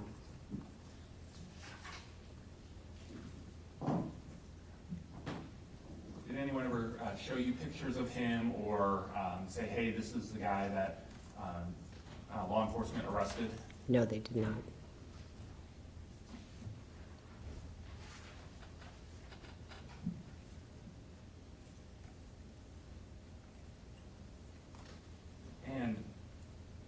And I ask you that just because sometimes we take things we learn afterwards and we use them to fill in details that we may not be familiar with at the time.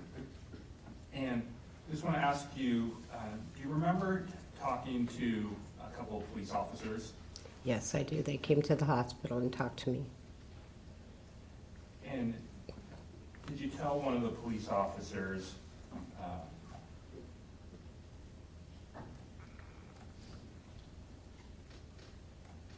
that the suspect came out of nowhere, the person who stabbed you came out of nowhere? I don't think I worded it like that. It happened so quickly. I didn't know where he came from. I didn't hear him outside my tent or anything. It wasn't until he cut the tent and started stabbing me that I realized. And even then, I wasn't sure what was going on. And when you said, why do you say that he cut the tent? And take us through that, describe that to us. I guess I must have looked up because I remember seeing him come down and he was cutting my tent all in one motion. And the knife, he started stabbing me. Or to say, like, there was no hole there before, and then there was a hole afterward. Right.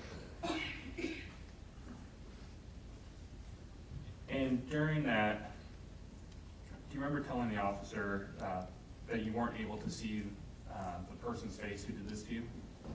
No, I don't remember telling him that. I did actually see his face at one point while they were wrestling with him.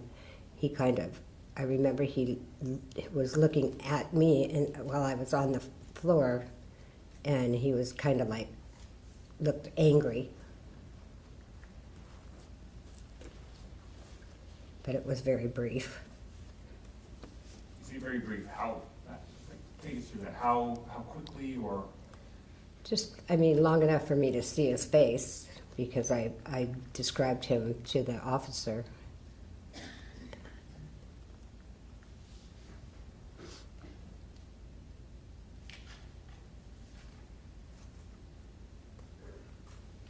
Now, play People's Exhibit 31B.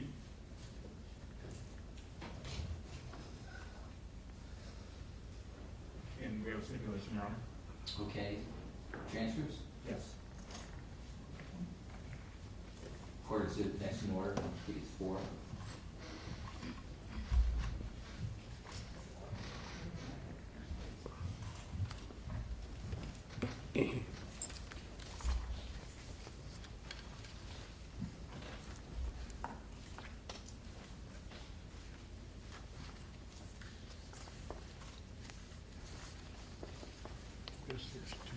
Yep.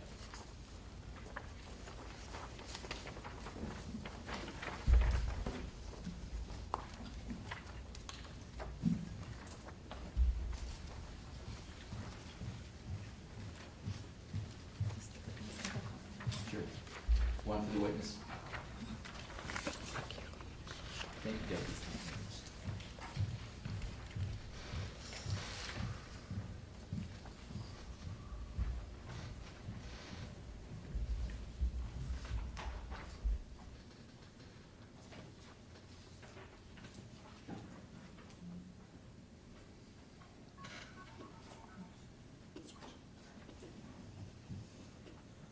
Switch it to our table.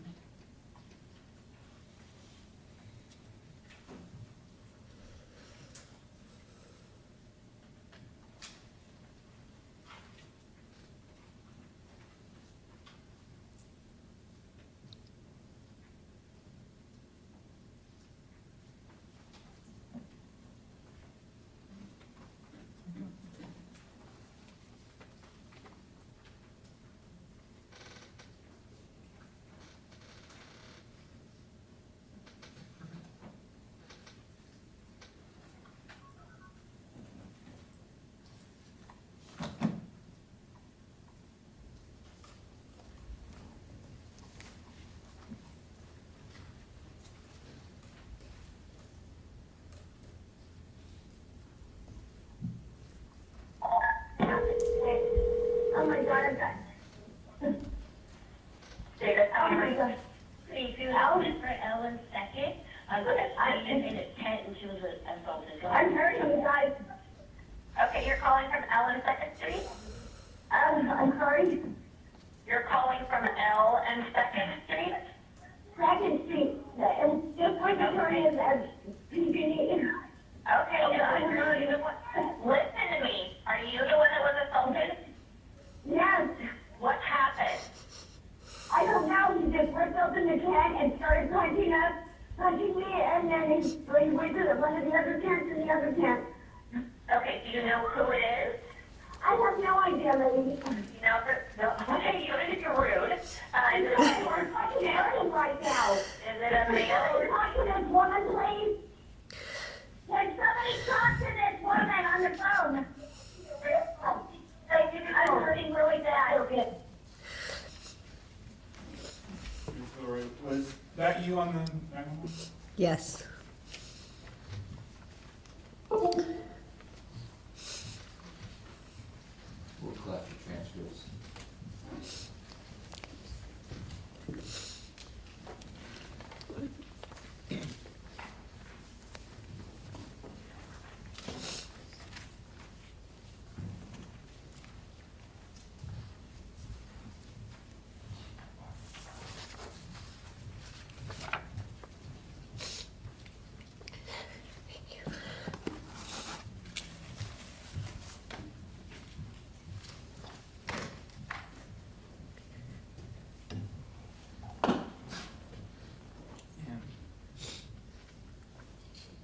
Theodore, do you need a moment?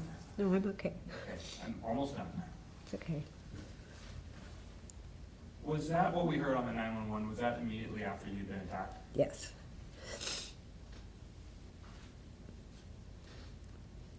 At that point, I didn't know I had been stabbed.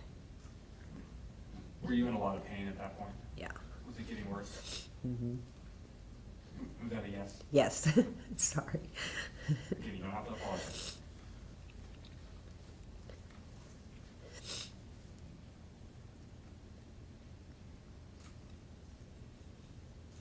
And once you were able to make that call, were your friends that you'd been living with in that area, were they all around you in that area? I think they weren't right in front of me at that point. They were kind of over by, I think, Isaac and Christine's.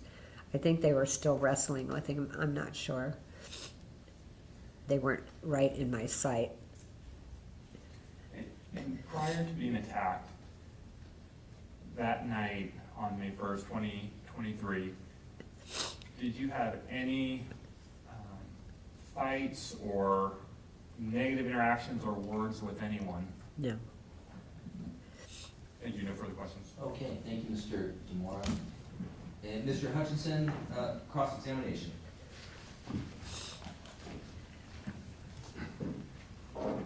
Good afternoon, Ms. Guillory.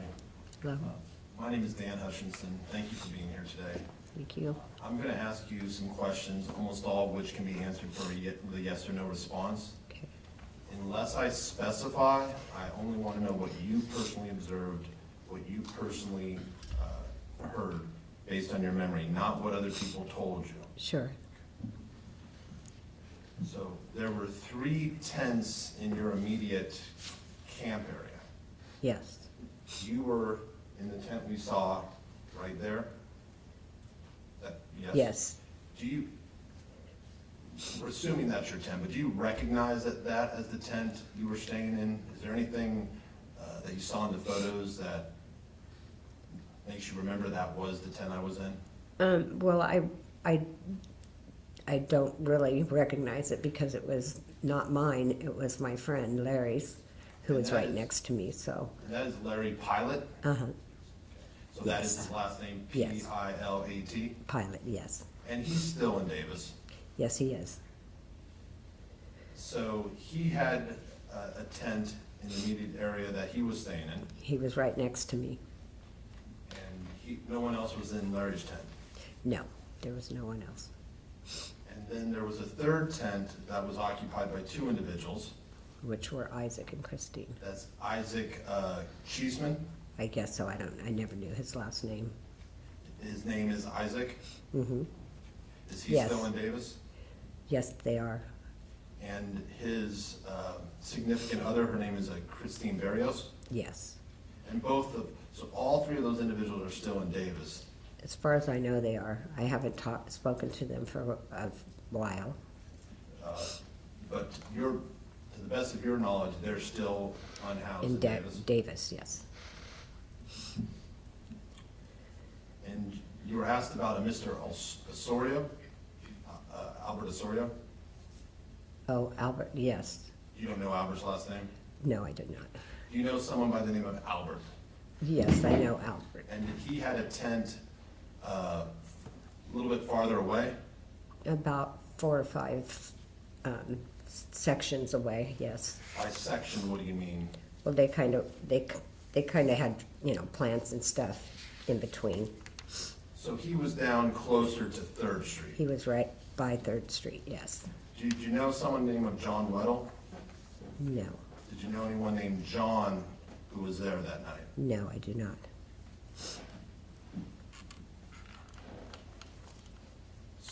You were sitting in your tent with your back up against the side of the tent that would be facing north, Yes. and you were looking at your iPhone, Mm-hmm. Yes. and you said that the phone lit up the tent. I'm assuming it did, yes. It did what I could see. And you've seen from living unhoused where people are looking on a phone, it lights up the tent and creates a shadow. Yes. And so, based on that prior experience, the fact that you were looking at your phone, you believed your silhouette would be projected behind you. Yes, I do.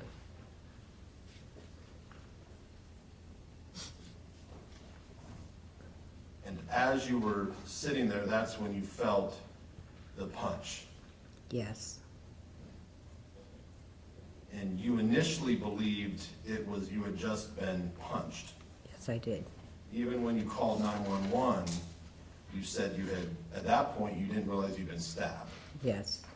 It was later that people pointed out you were bleeding. I stood up and Isaac was standing behind me, I guess, and he said, "Oh my God, you're bleeding." So, before you called 911, you said you saw Mr. Reales Dominguez coming down with his hand. Well, that's just, I don't know if I actually saw it, but that's how the tent kind of opened up at that point. But then, things happened so quickly. So, and I understand why you would assume that, but let's focus on what you actually saw. Did you actually, when you felt the punch, did you actually turn around and see him coming down with his hand? No, I did not. So did you ever see a knife? I did not.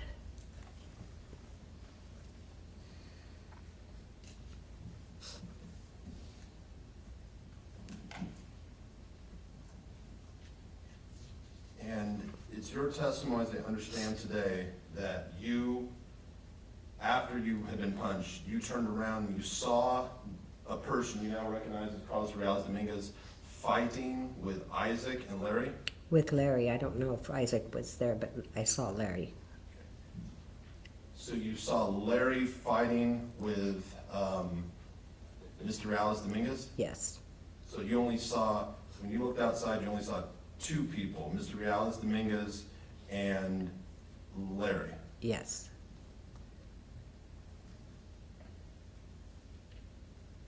And it's your testimony today that the person you saw fighting with Larry, you recognize that person as being Carlos Reales Dominguez. Yes, I do. And that's not based on what people told you, that's based on your independent memory today? Yes. His hair was much longer and curly. When you were taken to the hospital, do you recall an officer named Matt Muscardini speaking with you? Yes, I do. Did you know that he was recording your conversation? No. Did you recall Mr. Detective Muscardini asking you for a description of the individual? Yes, I do. Did you tell him, quote, "I didn't really get a good look at him"? I may have said that. Did you tell Detective Muscardini that the man was white with blonde hair? No, I did not. At any point, have you ever told Detective Muscardini that the man who attacked you had blonde hair? I don't remember saying that. I don't know why I would have. Do you remember seeing blonde hair? No. When Mr. Reales Dominguez was ultimately arrested, do you recall Detective Muscardini calling you to tell you there'd been an arrest? No. Do you recall someone calling to tell you that there'd been an arrest? I had several officers come and speak to me.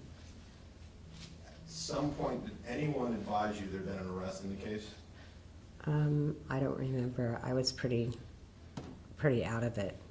Did you at any point ask any officer if the person who was arrested had blonde hair? No, I don't remember saying that.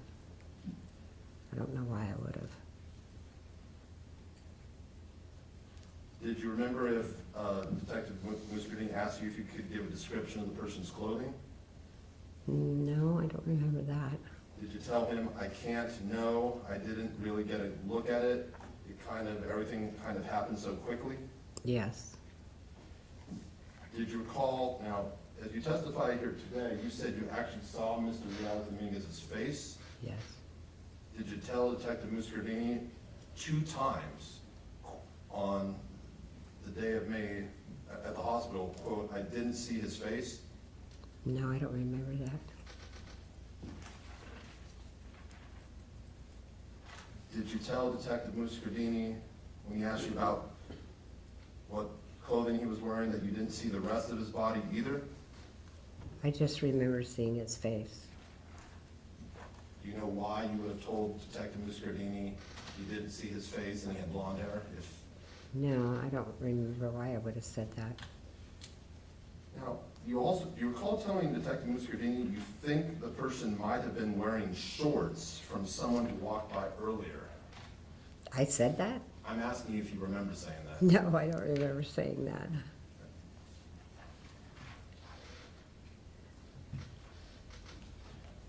Ma'am, within the last couple of weeks, did you meet with the prosecutors to my right and other individuals to discuss kind of the procedure for testifying? I don't think so. Okay. Mr. Vanderhook, the gentleman, Oh, I did meet them, and we didn't really go over a whole lot of anything. He just told me, did you tell them sometimes there are things well, when did you meet with them? Was it within the last 2 weeks? yes. Did you tell them did they tell you they were recording the conversation? I don't remember if they did or not. Did you tell them sometimes there are things I remember about that day that I'm not even sure if they even happened? Yes.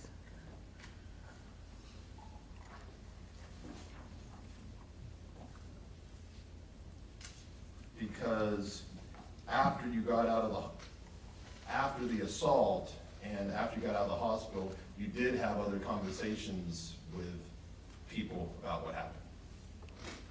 I'm sure I did. And is it your testimony, ma'am, that from in the last 2 years, you've never seen any television article or television story or any news article that had Mr. Reales Dominguez's photo on it? You've never seen a photo with him? Later on I did, maybe once. I really don't watch that much television. But do you have a phone with internet? Yes. Have you ever searched and read any articles about Mr. Reales Dominguez after his arrest? No. I may have seen a paper at the shelter or something, but I don't know if he was in it.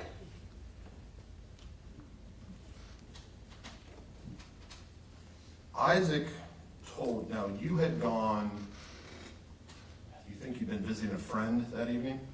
I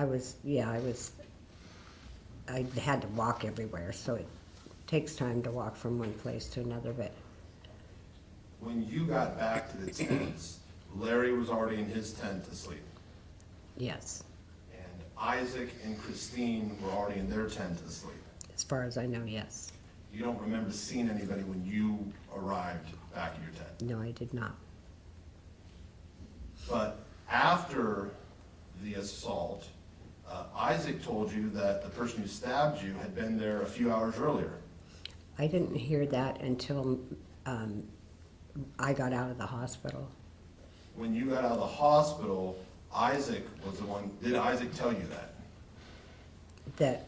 I'm sorry, repeat what he, Did someone tell you after you got out of the hospital that the person who stabbed you had been at the tent site approximately 2.5, 3 hours earlier scoping it out? well, he told me that there was someone he heard snapping outside of their tent, him and Christine's tent, and he said he touched the side of the wall and it was hard, and I guess he jumped up and unzipped but this was way later. Way later that Isaac told you about this? Yes, it was quite a while. But Isaac told you that the person who stabbed you had been there 2.5 hours earlier. Yes, And Isaac told you that he and Mr. Osorio had chased this individual. I don't know, he just said he did, he didn't say anybody else. He didn't say Larry or, I didn't even know that, we actually referred to him as Chino, but I had no idea that he was even there. Did Mr. Osorio, you refer to him as, you said Chino? We called him Chino. But when you got out of the hospital, Mr. Reales Dominguez had already been arrested. Yes, So Mr. Cheeseman told you that Mr. Reales Dominguez had been at the campsite 2.5 hours earlier, pushing on the tent, and that he had chased him. That's what Mr. Cheeseman told you. is that Isaac's last name? Yeah, I think. Okay. Well, we were actually talking to a reporter that had come to talk to me, and that's when he said that they had wrestled with him and he ran off, and I guess he ran across the street and was hiding behind the trees. So Isaac, and this is what Isaac is telling the reporter, is about 2.5, 3 hours earlier before you were stabbed, that Mr. Reales Dominguez had been there and that Isaac had chased him and wrestled with him. I guess so, yes. Isaac told you this. He was telling, yeah, I heard him saying it to the reporter. And when Isaac told you this, you believed it, correct? Yes. And when you met with the district attorneys within the last 2 weeks,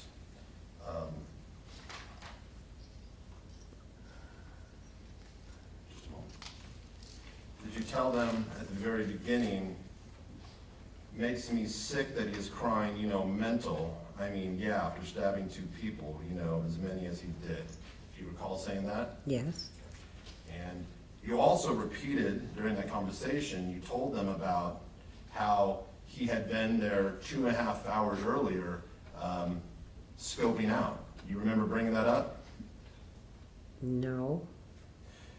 Ma'am, at any point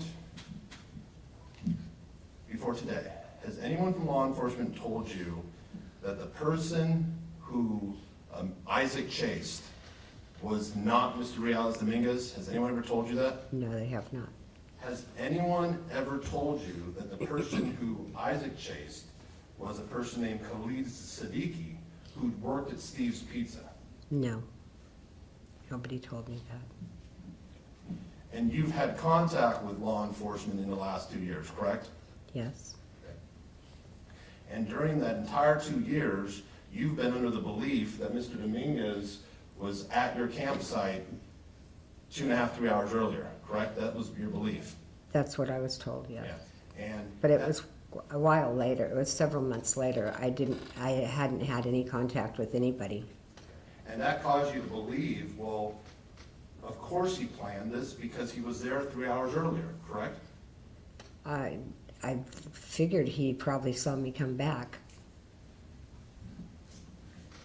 And until this day, do you still believe that Mr. Reales Dominguez was at your camp 2.5 hours earlier and was chased by Isaac, right? Yes. Anyone ever even mentioned to you the name Khalid Siddiqui? No. Had anyone ever told you that what Isaac told you was not true? No.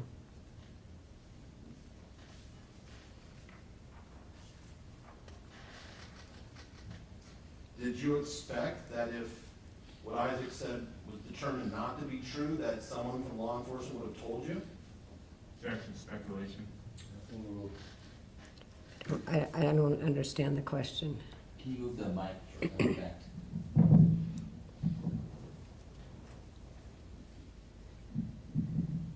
As the victim of a crime, you've been advised that you have certain rights, correct?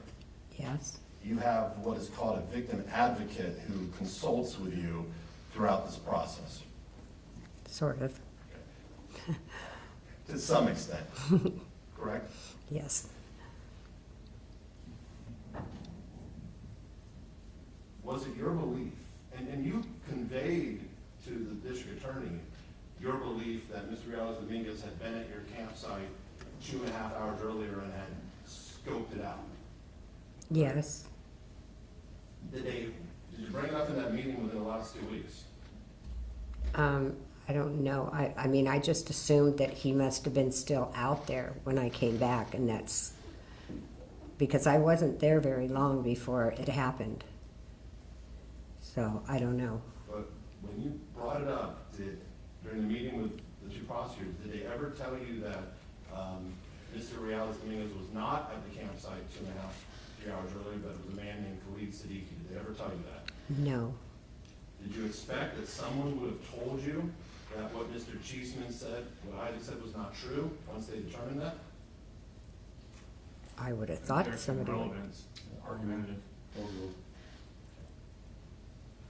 but your belief that Mr. Reales Dominguez was at the campsite 2.5, 3 hours earlier scoping you out, that certainly has affected how you feel about this case, correct? I only figured he saw me because I wasn't home very long before it happened. I mean, I was just there like maybe 10, 15 minutes when the attack happened. I didn't know any of that for months until I was out of the hospital, and I was in there for quite a while. And I just remember what I remember. I do remember him looking at me, though, with this look like this, like he was angry that he wasn't able to continue doing what he was doing. And that look, it was not someone with blonde hair. It was someone with... No, I don't know where the blonde hair come from. I don't remember ever saying that. Is there a reason why you would have lied to Mr. Heaney and told him you saw blonde hair? No. Objection argumentative on my, Sustained, answer stricken, rephrase. When the officer was speaking to you at the hospital, you knew no one had been arrested. They told you they were trying to find the person who did this to you. Correct. So you knew it was important to give the officer the true information to the best of your recollection. I don't know why I would have said he had blonde hair, because I knew that his hair was black, curly, and coming down in his face. He looked straight at me with this angry look, like he didn't get to finish what he started. That's how I took it, the look, when he looked at me that way. If he looked straight at you, why did you tell Detective Mr. Heaney twice, 2 times in an interview, quote, "I didn't see his face"? I don't know. Because I've gotten memories of things that's why I said I'm not, there were times that I wasn't sure exactly. When you said you were getting memories, was that what you're referring to as sometimes there are things I remember that I'm not even sure if they happened? Yes.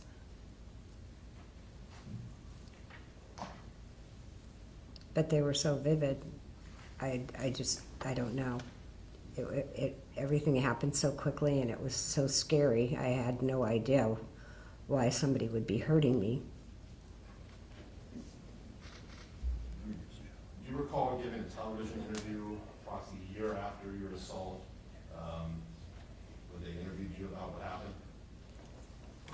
I had a couple interviews at the park. You were sitting at the park speaking with a reporter, Yes. and this was approximately a year anniversary of what had happened to you. Okay.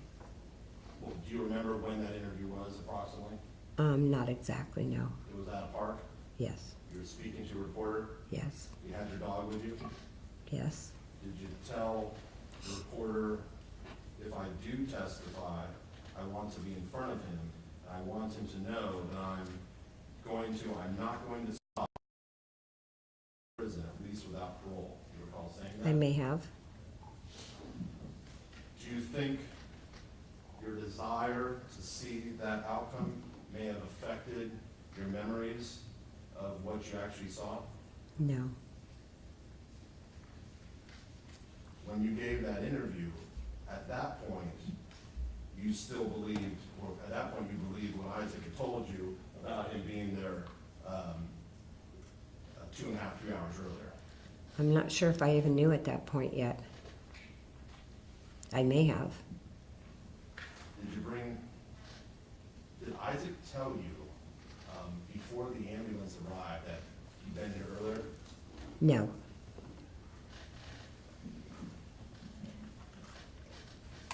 Not that I remember. Is Isaac kind of like an olive complexion? He's white. Is he white, or does he appear like he may be of mixed race? I don't know. He Does he just have looks a- like a white boy to me. I mean, I'm Portuguese and Spanish. Does he have more of an olive complexion skin? Not really. No. And when you saw you thought you saw, when you looked out, that you saw Larry in a physical struggle with Mr. Reales Dominguez. Yes. Any chance you may have seen Larry in a physical struggle with Isaac and confused him with Mr. Reales Dominguez? I don't think so.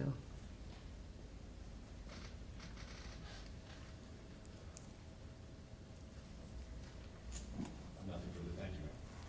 Okay, thank you, Mr. Hutchinson, that was cross. And then, Mr. Demore, any redirect? Ms. Gilroy, did anyone tell you what you should and shouldn't believe prior to testifying? No, Did anyone tell you how you have to testify? no, Did anyone tell you that you need to say or do certain things? no. No further questions. Okay, thank you, Mr. Demore. All right, Ms. Gilroy, thank you for making time for the court and testifying, and have a great Thank day. you. Thank you. Solely for evidentiary purposes, Your Honor, subject to recall. Subject to recall. Thank you. Okay, have a great day, man. Thank you. Okay. More, witness to call. People go Officer Nicholas Steele. Okay.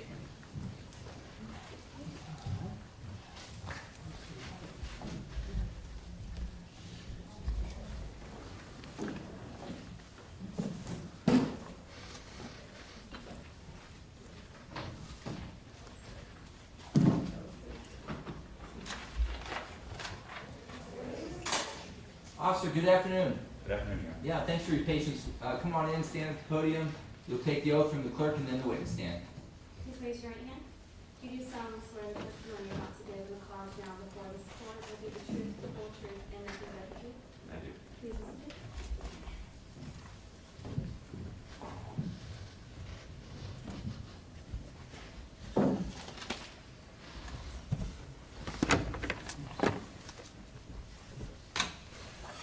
Please state your first and last name and spell them both. First name Nicholas, Nicholas. Last name Peel, P-E-E. Okay, thank you. Direct exam. Your Honor. Good afternoon, Officer Peel. Good afternoon. Officer Peel, are you currently employed by the Davis Department? I am. What do you do there?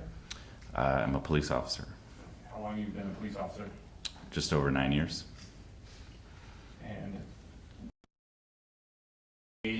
or the police response to the stabbing that took place at Sycamore Park on April 29th, 2023.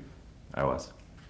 As part of being a police officer or a peace officer with Davis Police Department, did you have a collateral assignment at that time? Yes. And was that part of the evidence response team? Yes. Now, Sycamore Park, is that in the city of Davis, County Yolo? Yes. So around 9:15 or so in the evening, is that when you were dispatched? Yes.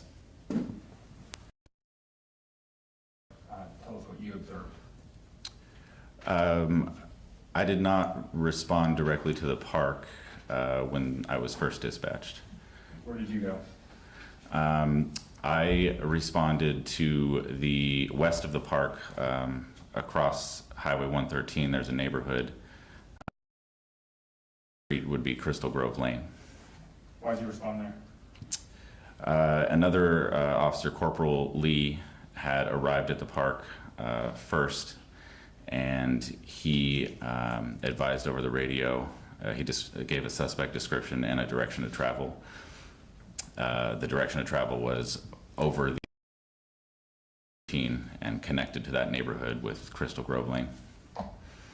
When you got into that neighborhood, is that neighborhood also in the city of Davis?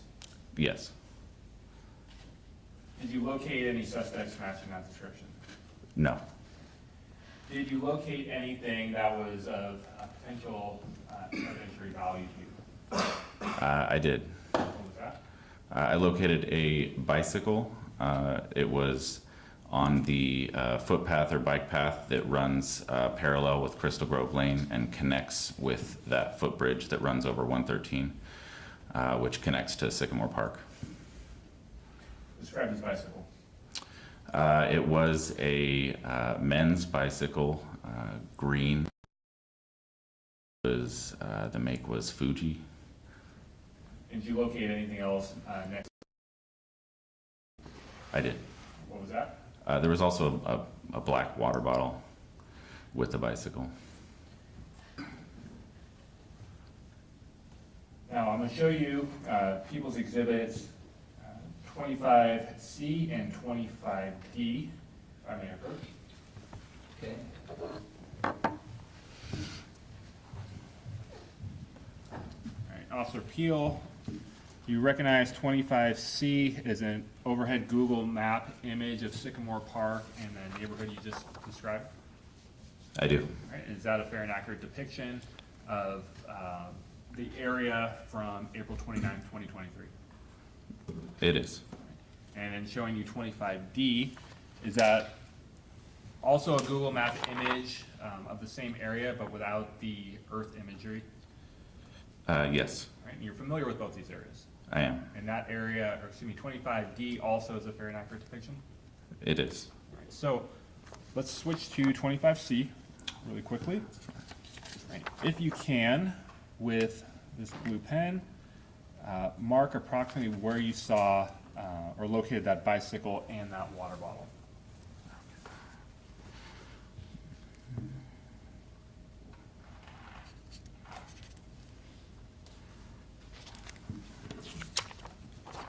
I think that's visible. All right, we'll use a laser pointer in a second, and then let's try it again on this one, on 25D.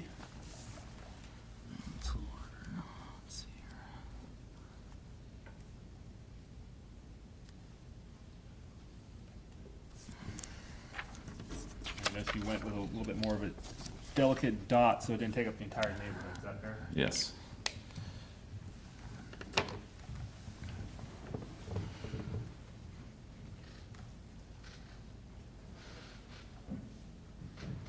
Permission to publish, Your Honor? Okay.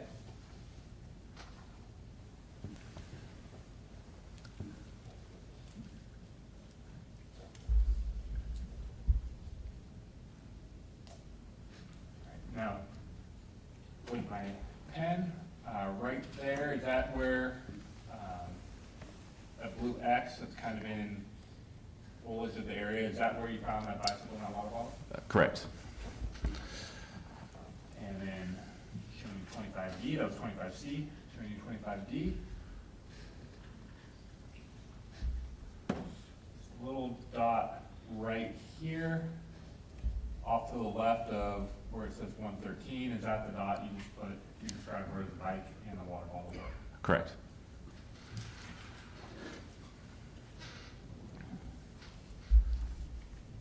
Approximately how far away from the footbridge were those? Did you locate those items? I would say approximately between 400 and 500 feet. That'd be south of the footbridge. The condition that you found the bicycle in, was it leaning up next to something? Was it a bike rack? Where was it? It was lying on its side. It wasn't propped up against anything. It didn't have a kickstand down. It wasn't locked to anything. When I located it, based on the positioning, it appeared to me to have been quickly abandoned. And did you, we're gonna take you back for a second. Did you ride bikes as a kid? Yes. And did you ever ride your bike to your friend's house? Yes. Did you ever throw the bike down on the grass? Probably. Something when you're like eager to see your friends is you kind of ditch a bike and go run and play with your friends, right? Yes. Is that how it appeared to you, that it's just been like dumped in? That's what it appeared to me to look like, is that it was just kind of tossed on the ground. Did you inspect it, or I guess I should say, how close did you get to this bike? Just within a foot or two. Anything from what you were, excuse me, let me rephrase that. Did you notice anything about the bike? Was there any visible blood or anything like that on it from where you were standing? From where I stood, no, I didn't examine the bike that close. At that point, was there still a suspect that you were looking for involved in the stabbing? Yes.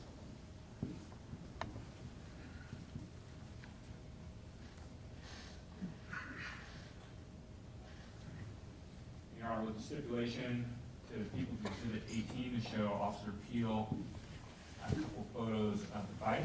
Okay.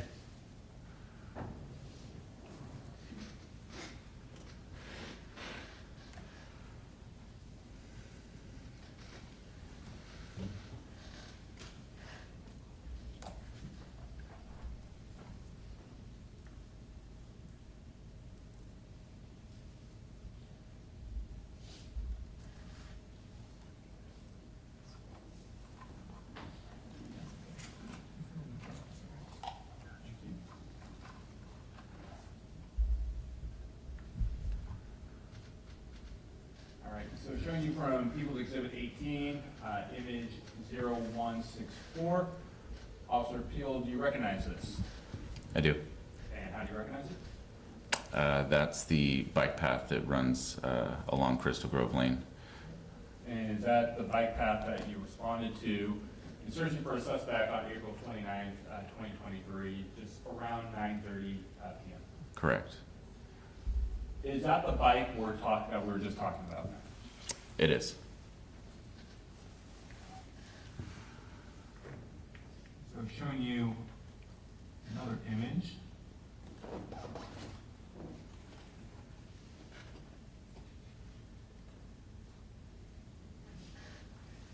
(0167) on People's 18. Is this the same bike that you located? Yes. When you located the bike, when you first came across it, was it in this position or was it in a different position? That was how I found it.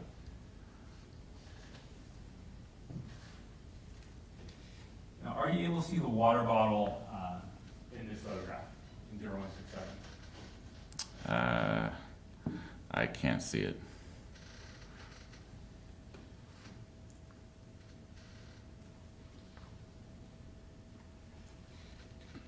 Yeah, 0169, are you able to see here? Point in the general direction where you located it. I mean, it looks like it's in the grass there next to the bike, but that's I can't. That's what that looks like to me.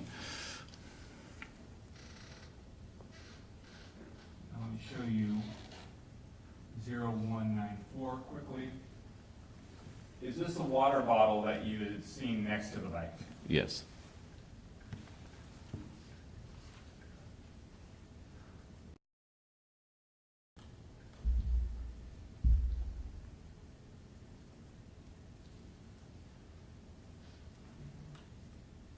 Wrong image. Okay, and 0171, is this also another image of that bicycle? It is. And where did you locate, and maybe the angles are bad, where did you locate the water bottle? Maybe with the laser pointer point out where that was.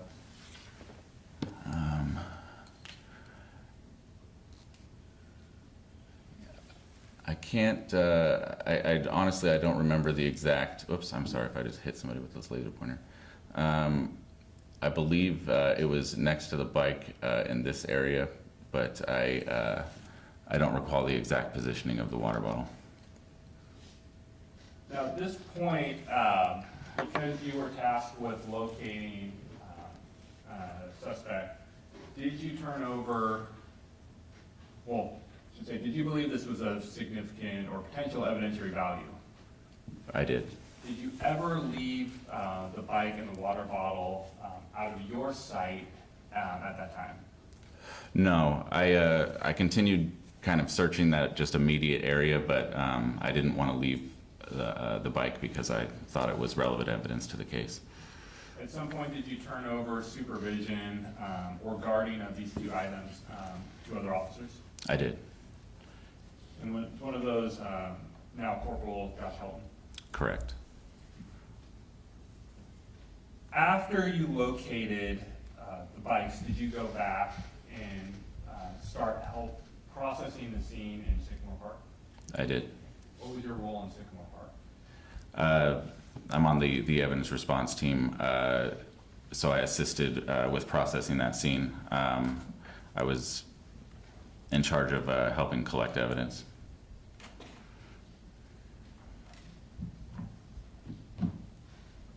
Now, during this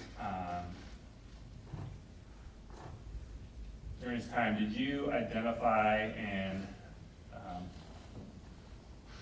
at least identify for packaging and evidence collection certain pieces of evidence? Yes. Who took, you strike that. Did you locate and water bottles that were on the path to Sycamore where Kareem Abu-Najim had been? There were water bottles, yes.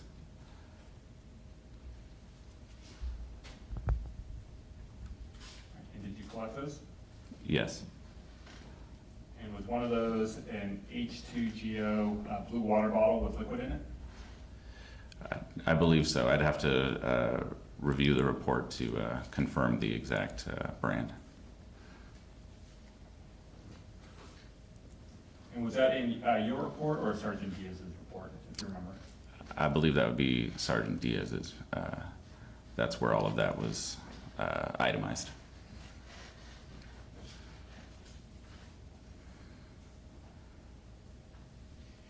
All right, and we refresh your recollection to look at a list of those pieces of evidence to see if those were ones in fact that you located and ended up processing. Yes.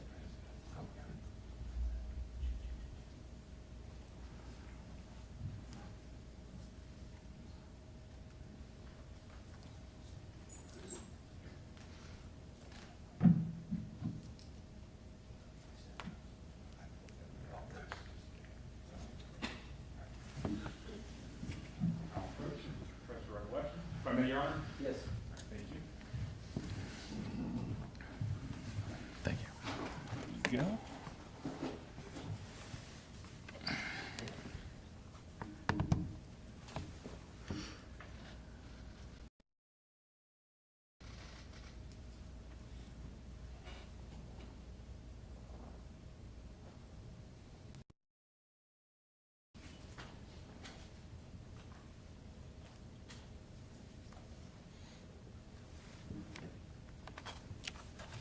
Thank Does you. that refresh your recollection, excuse me?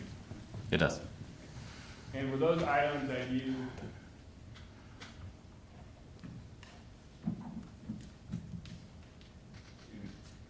ended up collecting? Yes.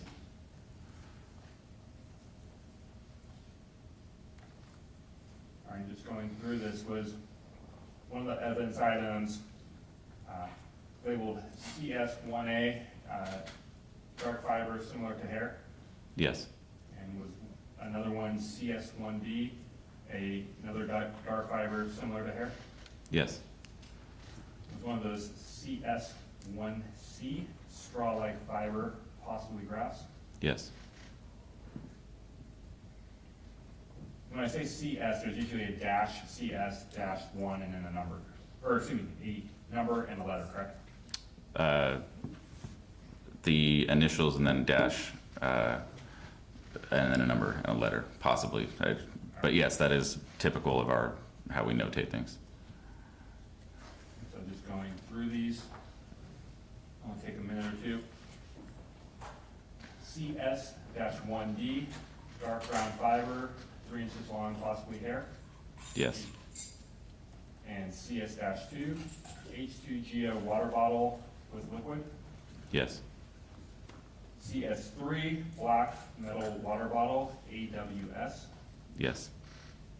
CS-4, beige Tilly hat, Yes. for the record, TILLY. CS-5, Samsonite blue backpack. Yes. CS-6, U-lock bike lock. Yes. CS7, gray blanket from medical personnel. Yes.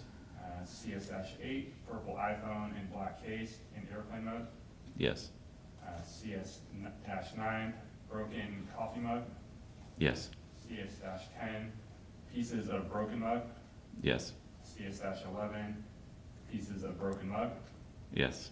CS-12, AirPod next to left foot. Yes. CS-13, AirPod next to right foot. Yes. CS-14, glasses, ground frame. Yes. CS-15, right pocket contents, keys, AirPod case, tissue paper. Yes. CS-16, medical gauze from left arm. Yes. CS-17, medical gauze from right arm. Yes. CS-1E, black Nike shoe, size 9 right. Yes. CS-1F, black Nike shoe, size 9 left. Yes.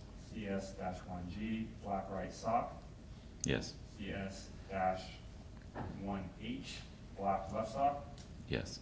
CS-1I, blue athletic shorts plus black underwear with stains. Yes. CS-1J, gray shirt wet with blood. Yes. CS-1K, gold bracelet. -1L, single tooth. Yes. CS-1M, medical gauze from right arm. Yes. And CS-118, black piece of plastic. Yes. And CS-19, black white bag with medical supplies. Yes. And were those all things that you had processed or identified? But yes, those were all collected at the scene.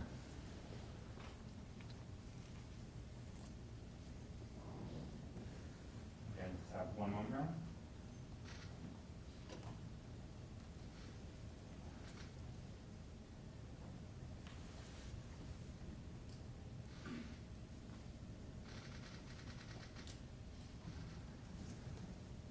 No further questions?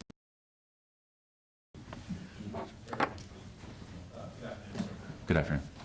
All those items that the prosecutor just went through, those were collected either on or around the body of Kareem. Correct. You please that mic. Thank you. So there were some water bottles near where his body was. Correct. Okay. The water bottle that you found on the other side of the highway, someone else collected and processed that? Correct. That's all I wanted to clarify. Thank you. Do you regret on that?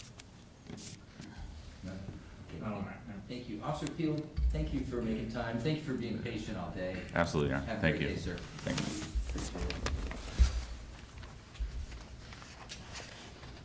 Okay, Mr. Demore, do you have a witness? Yes, PSS Sherry Cole. Okay.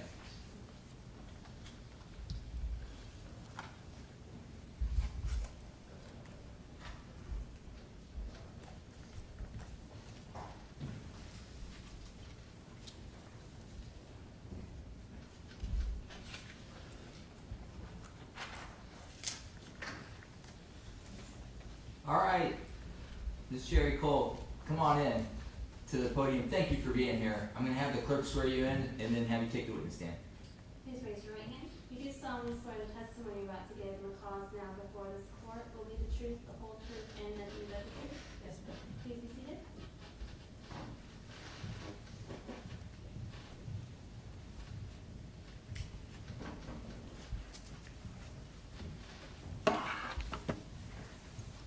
Please state your first and last name and spell them both. Sherry Kolb, first name Sheri, last name Kolb. Thank you. Direct? Thank you, Your Honor. Ms. Cole, good afternoon. Good afternoon. And where do you work? Davis Police Department. What do you do there? I'm a police service specialist. And we heard from Linda Schwinn yesterday what a police service specialist does. Do you and Ms. Schwinn do the same thing?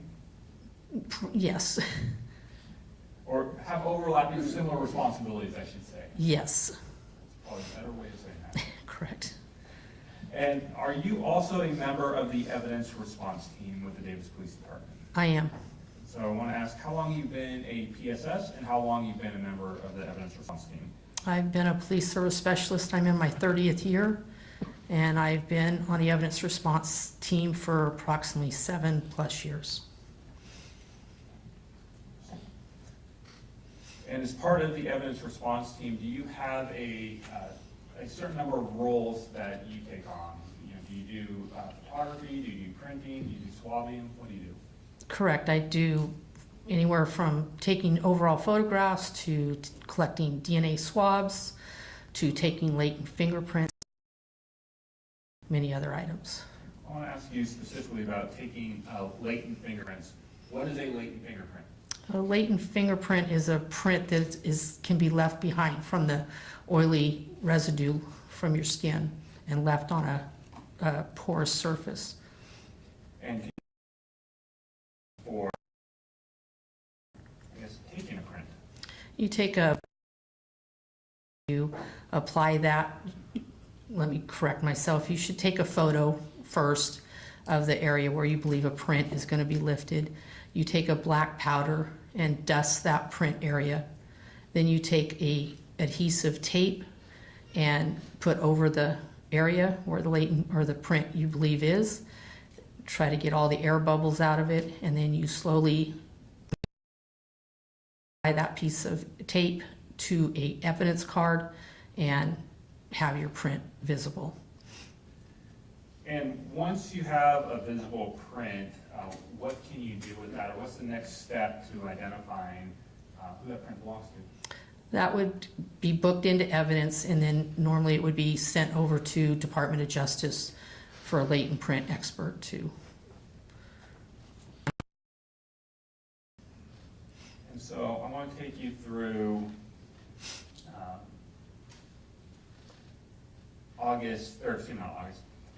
April 29th, 2023. You're aware of the attack and stabbing of Colonel Jim, correct? I am. And were you involved, or were you dispatched out there to help process the scene? I was. We received what we call an evidence response call out, and then I was directed to go to the scene where a bicycle was. All right, and you started at the bicycle, where the bicycle was. Did you eventually go back and take photographs in Sycamore Park itself? I did. And so, the first place where the bicycle was that where,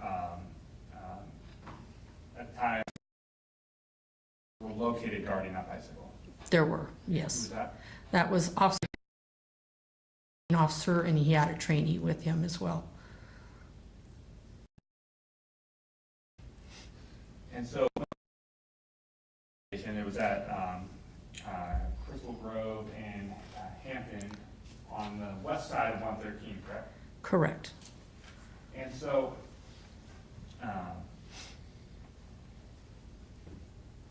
when you went there, what did you describe it for us? The bicycle, when I arrived, was located in front of the patrol vehicle, and I was told that they believed there was a red substance on there to believe that it was blood. And did you inspect that on your own? I did. What did you observe? I observed several different locations on the bike with red substances that I believe were blood from other experiences. And did you also inspect a black water bottle? I did. Okay. And what did you notice or observe on that black water bottle?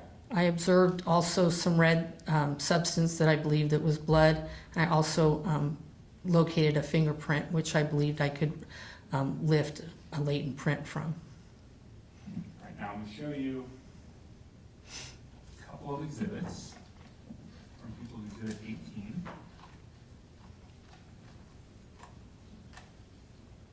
Is the offer of proof that the witness collected this evidence? That Ms. Holden? Right, is that the offer of proof here? Yes. Right, we stipulate? To the fingerprint? Are you stipulating that she collected the fingerprint? Yes. I'll stipulate to that. Anything else that she collected that we can get a stipulation to? I think in terms of stipulating that she processed the water bottle, lifted a print off of that, as well as process like stipulated. Okay. Sound good? I don't think that's It's like something, I today. do have to authenticate some photographs with her. No, we stipulate, I don't know what the photographs are. it's the bike and the material that we're talking about, the water bottle? If I can just show Mr. Hutchinson. Yeah, Great. We'll have another round of photographs from Sycamore Park. If we have just a moment, less than a minute, we can maybe. Less than a minute.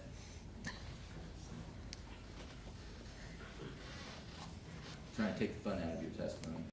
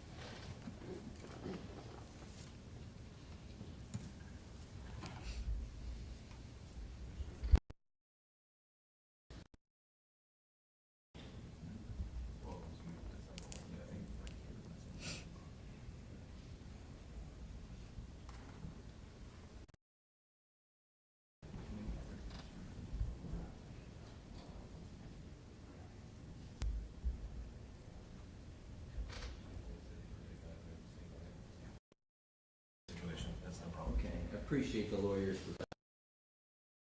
So, what else we need from the witness?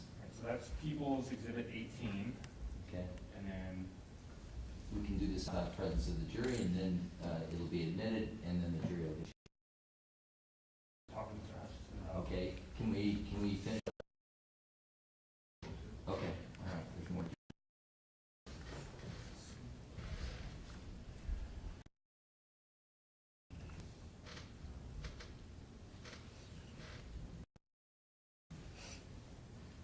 I appreciate them working hard on it, because honestly, to go through it all, we weren't gonna finish with you today. And then I would have to have you back tomorrow, so I'm trying to avoid that. You don't want to see me tomorrow? Right.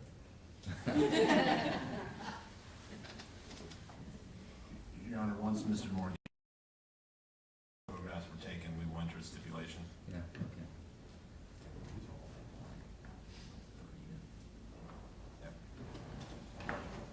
We have a stipulation to Exhibit 15 as well. Okay. 15. I'm not stipulating to admissibility, just foundation, Your Honor. Foundation.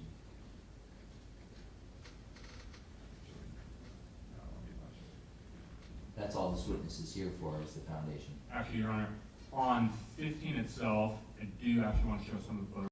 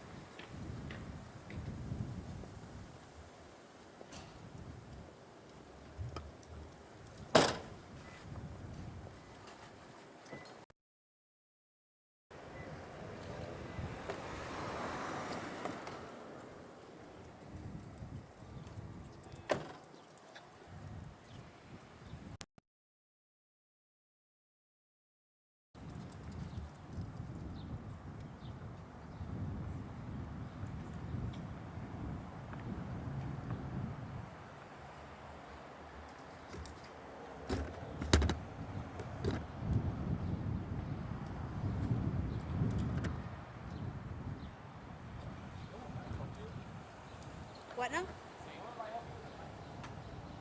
Oh, I didn't grab the mic.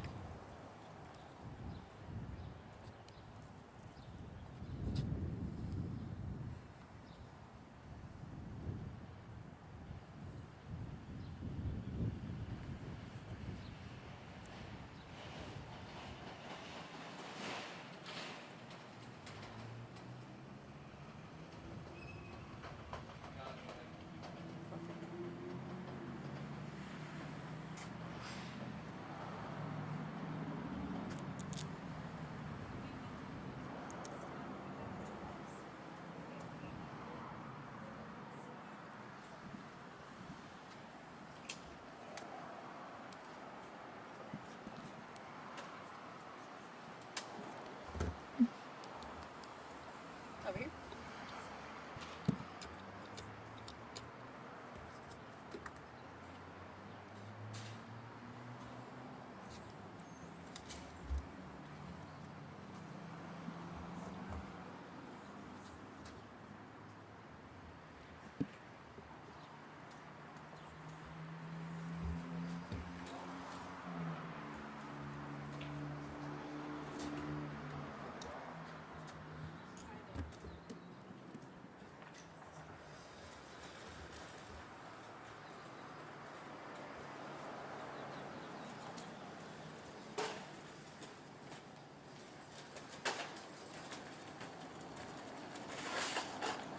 Are you hearing that? Yeah, I can hear that. Can you? Yeah. Okay. See ya. Nope.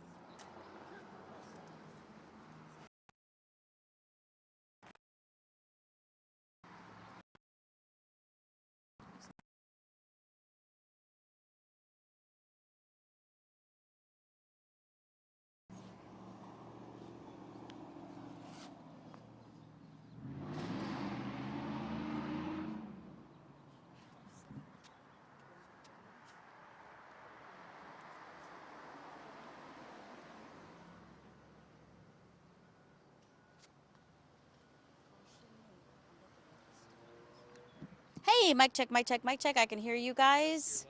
Can you guys hear me? Right here.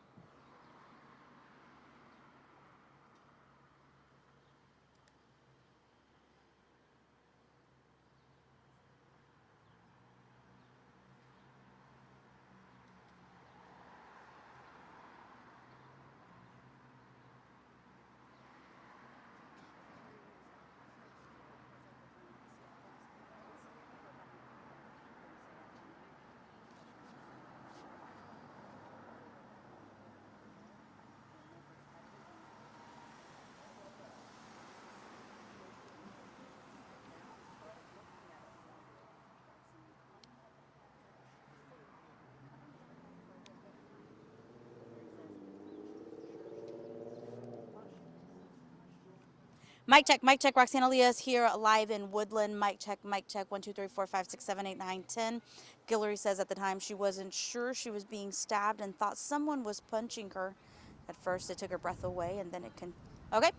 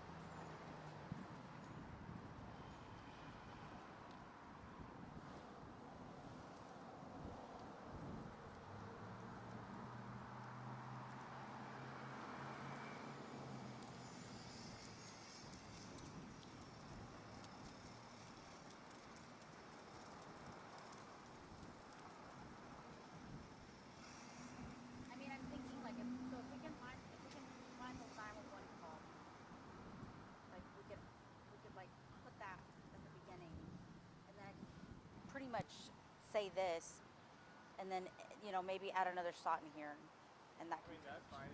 Okay. I mean, even if it's like a mini cap, Right, yeah. it could be a full-on thing. Right, yeah. Whatever you think you can Okay. throw together in 10 minutes. Okay.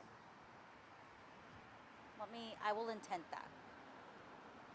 If you'll help me find the 911 call. I'll look for the 911 call. Okay. Do you remember what point it was at?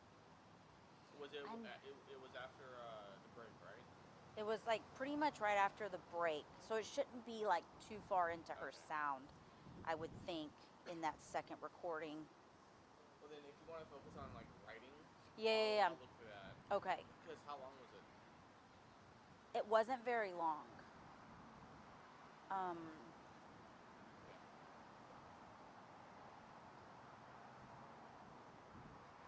Yeah, because pretty much everything can stay the same. Did you find any other shots? Honestly, I didn't have Mm-hmm. Okay. I because of the signal, I had time to throw together and send.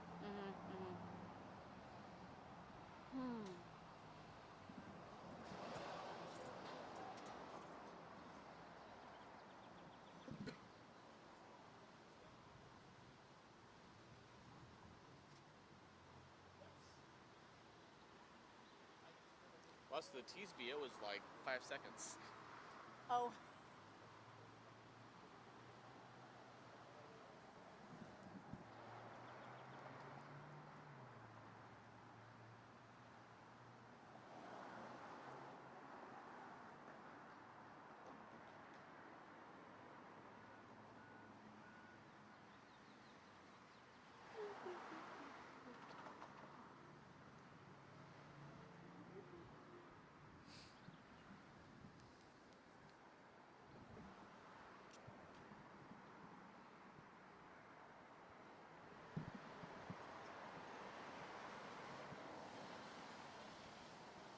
Representative, it was all eyes on Kimberly Guillory as she took a stand in front of the jurors for the first time.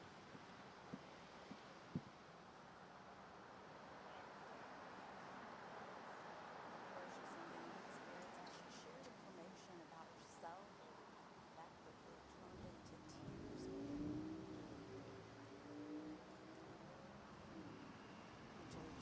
But that eventually turned into tears.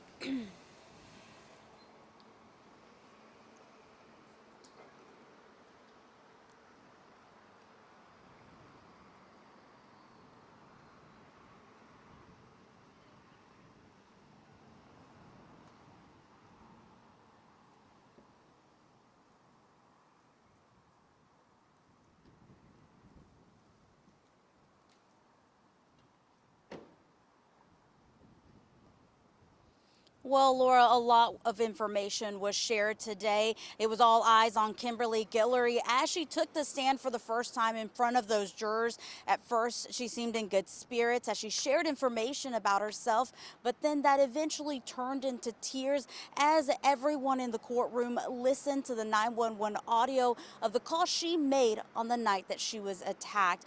Now, if you guys can remember, at the time of the stabbings, Guillory was homeless, and she took the stand for about an hour and a half Wednesday afternoon. She said she was visiting a friend and returned to her tent later that night when it was dark. She remembered everyone at her campsite being asleep, and so she went into her tent, sat down, and started going through her phone.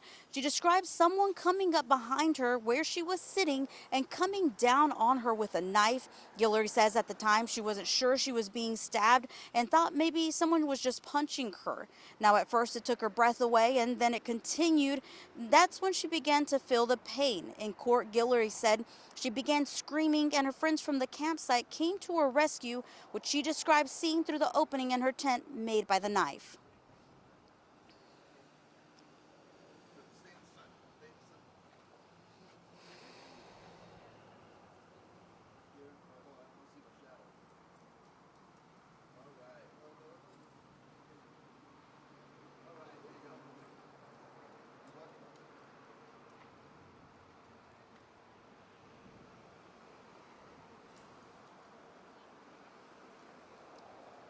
In court today, Guillory physically pointed at Carlos Dominguez, saying she recognized him from that night of the incident. Now, if you'd like to listen to all of her testimony from today, you can visit our ABC 10 app. I'm live in Woodland. Roxanne Elias, ABC 10.